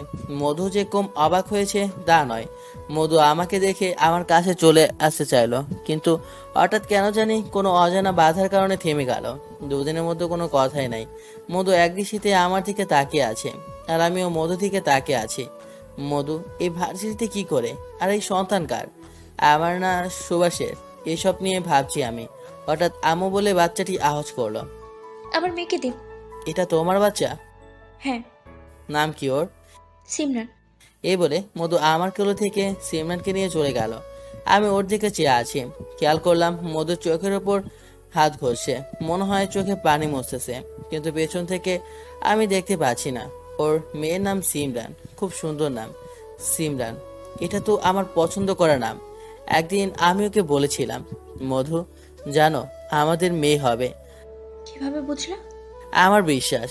আর আমার মেয়ের নাম সিমরান রাখবো, পরে কোনো ঝামেলা করতে পারবে না। ঠিক আছে, মেয়ে হলে তোমার পছন্দ করা নাম রাখবে, আর ছেলে হলে আমি রাখবো। ওকে, তার মানে সিমরান আমার মেয়ে, আর মধু আমার মেয়েকে পৃথিবীতে নিয়ে এসেছে। ও সুভাষকে বিয়ে করেনি। এই কথাগুলো ভেবে খুব খুশি হলাম। পরক্ষণেই মধুর এমন বিহেভ দেখে মন খারাপ হয়ে গেল। ও এখনো আমাকে ভালোবাসে না। যদি ভালোবেসে থাকতো তাহলে আমার কাছে চলে আসতো, সিমরানকে নিয়ে চলে যেত না। আমি কিছু ভেবে পাচ্ছি না, আমার মাথা ঘুরাচ্ছে। এখান থেকে বের হয়ে মধুকে খুঁজতে লাগলাম, কিন্তু পেলাম না। শেষমেশ হতাশ হয়ে বন্ধুদের সাথে চলে আসলাম। কই মনমরা, আমি তো ঠিকই আছি। না, আজ যাব না। তারপর তাদের সাথে কিছুক্ষণ আড্ডা দিয়ে বাড়িতে চলে আসলাম। এদিকে আমায় দেখার পর মধু বাসায় গিয়ে প্রচুর কান্না করতে লাগলো। মধুর কান্না শুনে আঙ্কেল এসে বললেন, কি রে মা, আজ এত বেশি কান্না করিস কেন? আপু, আমি ফাহাদকে দেখেছি। কি? কোথায় আর কখন? ভার্সিটিতে সমাবর্তনে দেখেছি। সিমরান ওর কোলে ছিল। তাহলে ফাহাদকে তোর মনের কথা বললি না কেন? আপু, কিভাবে বলবো ওকে? এই মুখ কি আর আমার আছে? ও আমাকে এখন বিশ্বাস করে না আপু। আচ্ছা, আমি ফাহাদের সাথে কথা বলে দেখি। না আপু, তুমি কিছু বলো না। আমি যেই পাপ করেছি সেই পাপের শাস্তি আমি পাচ্ছি, আর পেতেও চাই।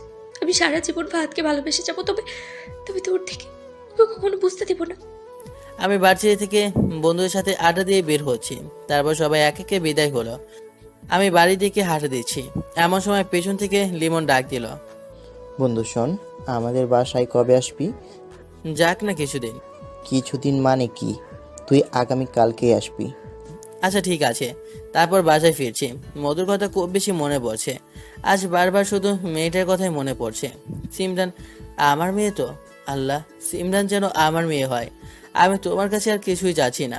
প্লিজ তুমি আমার সিমরানকে আমার কাছে দিয়ে দাও। আমি সিমরানকে নিয়ে সারা জীবন কাটিয়ে দেব। বাস ছেড়ে দিয়েছে। আমি বললাম, ড্রাইভার গাড়ি থামান, আমি নামবো, আমাকে নামিয়ে দিন। সাথে সাথে বাস থেকে নেমে পড়লাম। সিমরানকে ছাড়া আমি বাসে যেতে পারছি না। বুকের পাশে খুব ব্যথা করছে। মধু চলে যাওয়ার পর এই ব্যথা করেছিল কিছুদিন, তারপর আস্তে আস্তে সবকিছু ঠিক হয়ে গিয়েছিল। কিন্তু আজ খুব বেশি ব্যথা করছে সিমরানের জন্য। ঘড়ির দিকে তাকিয়ে দেখি রাত 8টা বাজে। আশেপাশে কোনো রিক্সা বা গাড়ি দেখতে পেলাম না, তাই আমি দৌড়ানো শুরু করলাম। আধা ঘন্টা পর মধুদের বাসায় গিয়ে পৌঁছালাম। এই বাসাটা একসময় খুব পরিচিত ছিল, কিন্তু সময়ের পরিবর্তনে এটা অপরিচিত হয়ে উঠেছে। গেটের ভিতরে প্রবেশ করে ঘরের বাইরে থেকে সিমরান বলে চিৎকার করলাম। আমার চিৎকার শুনে আঙ্কেলের মধু বাহিরে আসলেন। মধু আমার দিকে এক নজরে তাকিয়ে আছে। বাবা, তুমি এসেছো? কোথায় ছিলে এতদিন? আঙ্কেল, আমার মেয়ে কই? সিমরান আমার মেয়ে তো। হ্যাঁ, সিমরান তোমার মেয়ে, আর ও ঘরে আছে। আমি দৌড়ে গিয়ে সিমরানকে কোলে নিয়ে চুমু খেতে লাগলাম। আমার চোখ দিয়ে অজস্র পানি পড়ছে।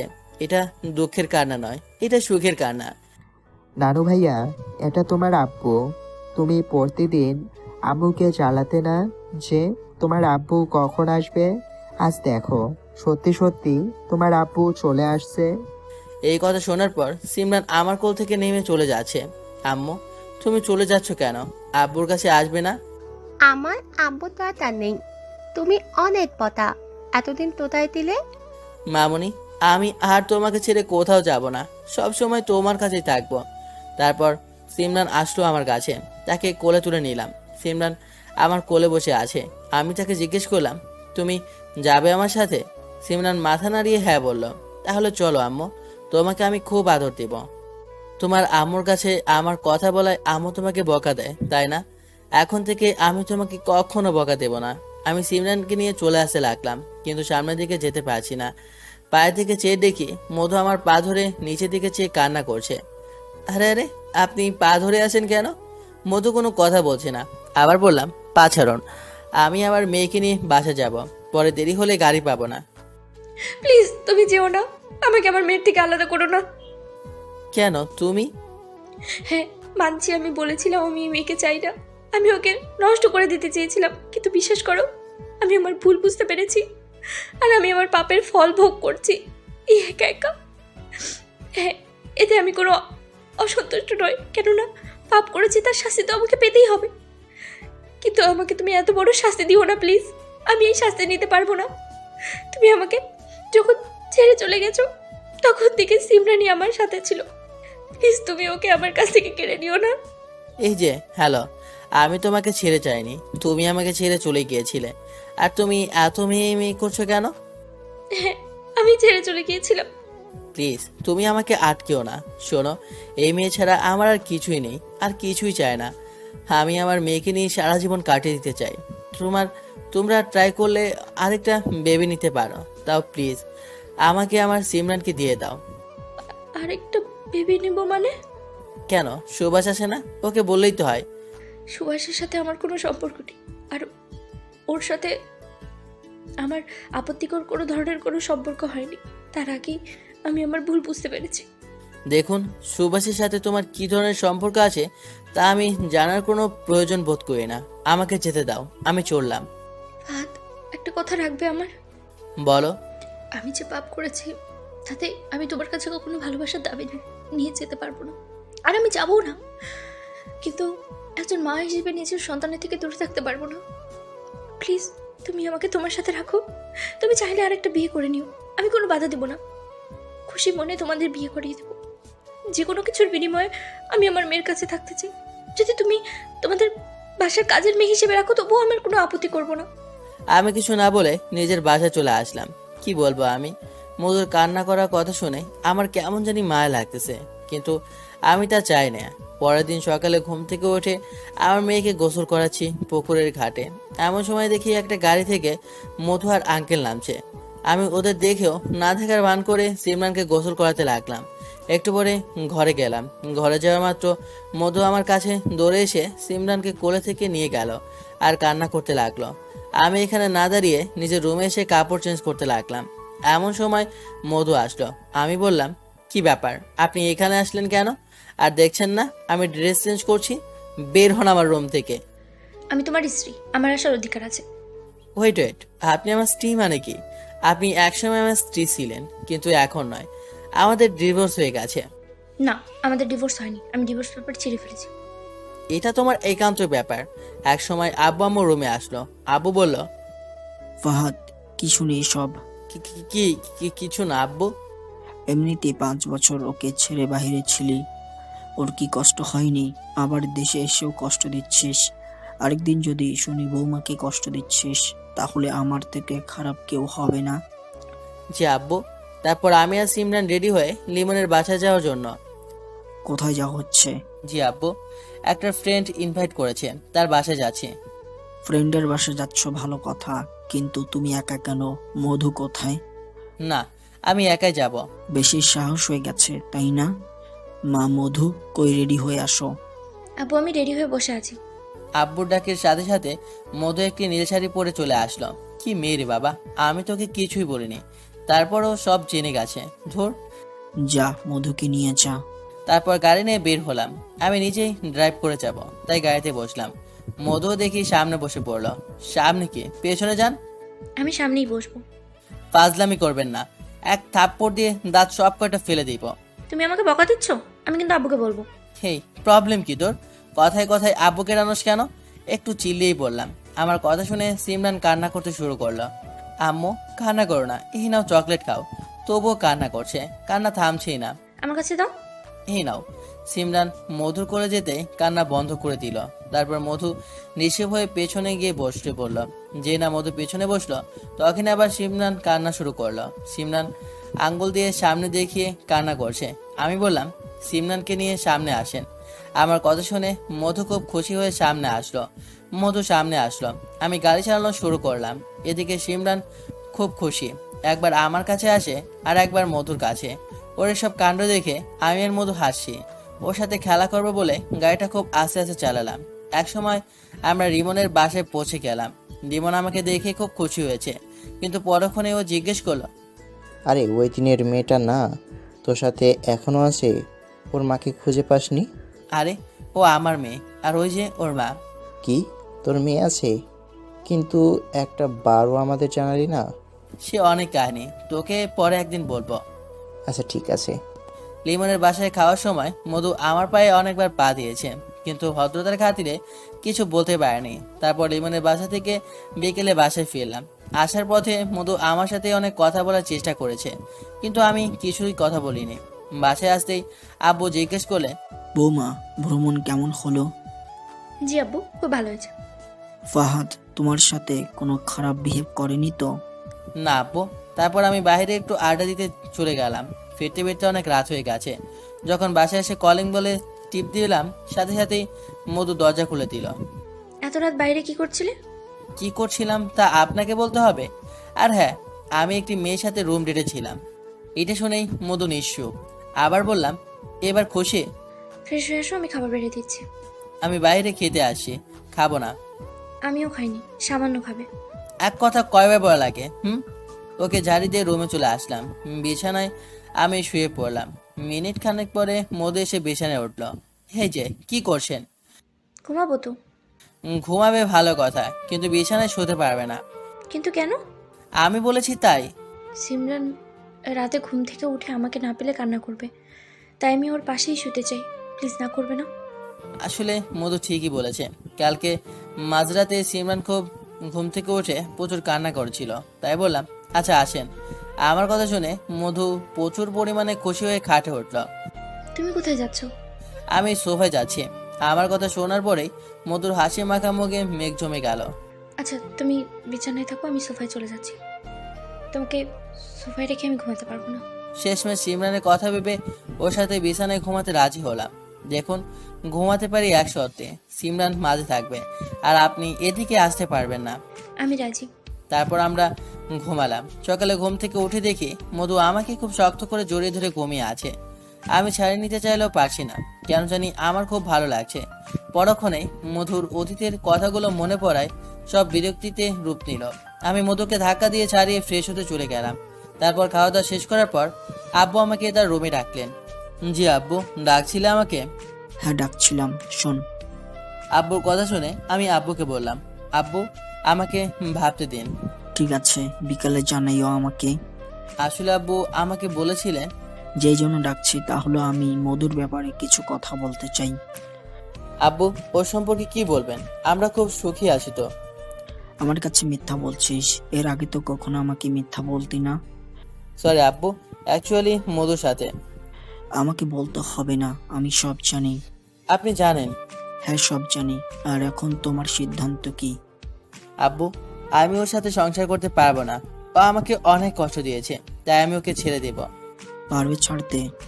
কেন নয়, অবশ্যই পারবো। আর সিমরানকে? কোনো কথা বললাম না। পারবে তুমি? আমি সিমরানকে ছাড়তে পারবো না। আমি সিমরানকে আমার কাছে রাখবো। আব্বু হাসেন কেন? আমি এখানে হাসার মতো কিছু বলেছি? হ্যাঁ অবশ্যই হাসার মতো কথা বলেছ, তাই হাসছি। সিমরান তোমার মেয়ে, এটা জানতে পেরেছ এই কিছুদিন হলো। আর এতে খুব মায়াতে জড়িয়ে পড়লে। তুমি তোমার মেয়েকে যে কোনো মূল্যে কাছে রাখতে চাও, তাই তো? হ্যাঁ। তাইলে একটিবারও মধুর দিকে বিবেচনা করলে না যে যেই মা তার মেয়েকে 10 মাস পেটে ধারণ করেছে, 5 বছর কত কষ্ট করে লালন পালন করেছে, সে কিভাবে তার মেয়েকে ছেড়ে চলে যাবে? এই কথাটা বলতে তোমার কি বিবেক বাধা দিচ্ছে না? কিন্তু আব্বু ও তো সিমরানকে মেরে ফেলতে চেয়েছিল। হ্যাঁ চাইছিল, তখন সে হয়তো ভুলের আজ্ঞাবশত হয়ে এদিকে পা বাড়িয়েছিল। পরে সে তো আর ভুল বুঝতে পারছে। আর তুমি কি ধরনের পিতা ছিলে যে তোমার সন্তানকে ঝুঁকির মুখে ফেলে বিদেশ চলে গেলে? তুমি কি পারতে না দেশে থেকে এর একটি সমাধান করতে? আমি কোনো কথা বললাম না। আমি চাই তোমরা আবার এক হও, নতুন করে সব শুরু করো। তোমাদের জন্য না হলেও আমার নাতনির জন্য করো। যদি তোমরা আলাদা হয়ে যাও তাহলে এর প্রায়শ্চিত্ত সারা জীবন আমার নাতনিকে ভুগতে হবে। সারা জীবন তাকে একজন বাবা বা মায়ের অভাব ভোগ করতে হবে। সে সবার কাছে ছোট থাকতে হবে যে তার মা অথবা বাবা তার সাথে নেই। দেখো, আমি যা বোঝানোর তোমাকে বুঝিয়েছি, এখন আমি তোমাকে জোর করব না। তুমি কি করবে তোমার মর্জি। তারপর আমি চলে আসলাম রুমে। এসে কোনোভাবেই শান্তিতে থাকতে পারছি না, তাই ছাদে গিয়ে সিগারেট জ্বালিয়ে খেতে লাগলাম। বারবার আব্বুর কথাগুলো কানে ঝরছে। কি করব আমি? সিমরানকে আমি কখনোই ছাড়তে পারবো না, আবার কষ্টও দিতে পারবো না। কিন্তু মধুর দেওয়া কষ্টগুলো মনে পড়লে ওর প্রতি ঘৃণার সৃষ্টি হয়। আমার জন্য না হলেও সিমরানের জন্য আমাকে আবার নতুন করে জীবন সাজাতে হবে। ছাদ থেকে নিচে গেলাম, মধুকে রুমে পেলাম না। বাইরে উকি দিয়ে দেখলাম মধু আর আম্মু রান্না করছে, আর সিমরান ফ্লোরে বসে খেলছে। আমি সিমরানকে কোলে করে রুমে নিয়ে এসে ওর সাথে খেলতে লাগলাম। কিছুক্ষণ পর মধু আসলো। আম্মু ডাকছেন, খাবার খাবে, আসো। আর আপনি ডাকছেন না? আমার কথা শুনে মধু কেমন হকচকিয়ে গেল। খেয়াল করলাম ওর চোখে কোণে পানি চলে এসেছে। কিছু না বলেও চলে গেল, কিন্তু ওর চোখে পানি এলো কেন? যাই হোক, খেতে গেলাম। মধু সবাইকে খাবার সার্ভ করছে। বৌমা তুমিও বসো, একসাথে খাবো। সিমরান আমার পাশের চেয়ারে বসা ছিল। আমি ওকে কোলে নিয়ে চেয়ারে খালি করে দিলাম। তারপর মধু এসে চেয়ারে বসলো। আমার এমন বেভ দেখে মধু অবাক হচ্ছে। খাওয়া শেষ করে আমি বাজারে গেলাম। বন্ধুদের সাথে কিছুক্ষণ আড্ডা দিয়ে আসবার সময় সিমরানের জন্য কয়েকটি ড্রেস আর মধুর জন্য একটি নীল রঙের শাড়ি আর কিছু চকলেট কিনে বাড়িতে আসলাম। বাড়িতে কলিং বেল বাজাতেই মধু দরজা খুলে দিল। আপনার এত দেরি হলো কেন? বাজারে একটু কাজ ছিল। সিমরান ঘুমিয়ে গেছে? হ্যাঁ, ও ঘুমিয়ে গেছে। আর আপনার খাবার রুমে আছে, আসেন আমি বেড়ে দিচ্ছি। আমি রুমে গেলাম, মধু ভাত বেড়ে দিচ্ছে। জিজ্ঞেস করলাম, তুমি খেয়েছো? মধু কোনো কথা বলো না। আমি আবার বললাম, কথা বলছো না কেন? আমার ভালো লাগছে না, তাই খাইনি। আচ্ছা যাও, আরেকটা প্লেট নিয়ে এসো। মধু জায়গায় দাঁড়িয়ে আছে, প্লেট আনতেই যাচ্ছে না। আমি বললাম, আচ্ছা তাহলে এক প্লেটই খাবো, বসো। মধু আমার সামনে বসলো, আর দুজন এক প্লেটেই খাওয়ার কাছে। মধুর চোখে জলে টলমল করছে। আমি জিজ্ঞেস করলাম, কাছো কেন? এতদিন পর একসাথে খাবার খাচ্ছি তো, তাই খুশিতে কান্না চলে আসছে। আমার কিছু না বলে খাওয়া শেষ করলাম। তারপর সিমরানের জন্য আনা কাপড় বের করে মধুকে বললাম, দেখো তো কেমন হলো, সিমরানকে কি মানাবে? হ্যাঁ, অনেক সুন্দর। আগে তো তুমি কিছু ভালো কিনতে পারতো না, এখন দেখি খুব ভালো পারো। এখন আমি একজন বাবা, বুঝতে হবে না? ওকে, ঘুমিয়ে পড়ি। তারপর আমরা খাটে উঠলাম। মধু খাট থেকে নেমে যেতে লাগলো। আমি জিজ্ঞেস করলাম, কোথায় যাচ্ছ? কোলবালিশ আনতে যাচ্ছি, নাহলে পরে তোমার সমস্যা হবে। লাগবে না, চলে এসো। মধুকে কেমন জানি কচি কচি লাগছে। তারপরও বিছানায় আসলো। সিমরানকে মাঝে রাখলাম আর আমরা দুজন দুই পাশে। কিছুক্ষণ পর আমার নিচে কি যেন খচখচ করছে। আমি উঠে দেখি সিমরানের একটি ড্রেস আমার নিচে পড়ে আছে। আমি এটি উঠালাম। মধুকে বললাম, এটি জায়গা মতো রাখলে না? আমি ভুলেই খাটের উপরে রেখেছিলাম, আলনাতে রাখছি। আচ্ছা নাও। মধু আলনাতে রেখে আবার এসে শুয়ে পড়লো। কিছুক্ষণ পর মধু বলল, এই যে শুনছো? হ্যাঁ বলো। এখনো ঘুমাওনি? ঘুমালে তোমার জবাব দিতে পারতাম না। আচ্ছা, মেয়ের জন্য ড্রেস আনলে আর মেয়ের মায়ের জন্য কিছু আনলে না যে? আমার ঘুম পাচ্ছে। তার মানে কিছু আনোনি? আমি ঘুম ঘুম চোখে বললাম, আলমারিতে একটা ব্যাগ আছে। আমার কথা শুনে মধু দৌড়ে আলমারি খুললো। তারপর ব্যাগটা খুলে দেখে ওর জন্য একটা শাড়ি আর অনেকগুলো চকলেট রাখা। এগুলো দেখে মধু খুব খুশি হলো। তারপর ওয়াশরুমে গিয়ে শাড়ি পরে আমার কাছে আসলো। এই যে দেখো। কি? এই ওঠো। আমি ঘুমের ভান করে বললাম, কি? তাড়াতাড়ি ওঠো। আমি উঠে দেখলাম মধু আমার দেওয়া শাড়িটা পরে আছে আর মুচকি মুচকি হাসছে। জিজ্ঞেস করলাম, এত রাতে তুমি এবার শাড়ি চেঞ্জ করলে কেন? তুমি শাড়ি এনেছো আর আমি পরবো না, তা কি হয়? এখন বলো কেমন লাগছে আমায়? হ্যাঁ, অনেক সুন্দর লাগছে। আগে যেরকম বলতে সেরকম বলো না প্লিজ। তোমাকে পরীর মতো লাগছে। হঠাৎ মধু আমার গালে একটা পাপ্পি দিয়ে দিল। আমিও থ হয়ে দাঁড়িয়ে আছি। এটা কি হলো? চলো ঘুমাই। আচ্ছা চলো। কাটে গিয়ে হলো আরেক সমস্যা।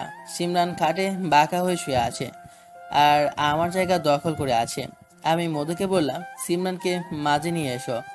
ওকে নাড়লে ঘুম ভেঙে যাবে, এখানে থাক, আমরা না হয় ওপাশে থাকি। তাইলে ঠিক আছে। মধু মনে মনে সিমরানকে ধন্যবাদ দিচ্ছে আমার জায়গা দখল করার জন্য। তারপর আমরা ঘুমিয়ে পড়লাম। সকালে উঠে দেখি মধু আমাকে শক্ত করে জড়িয়ে ধরে আমার উপর শুয়ে আছে।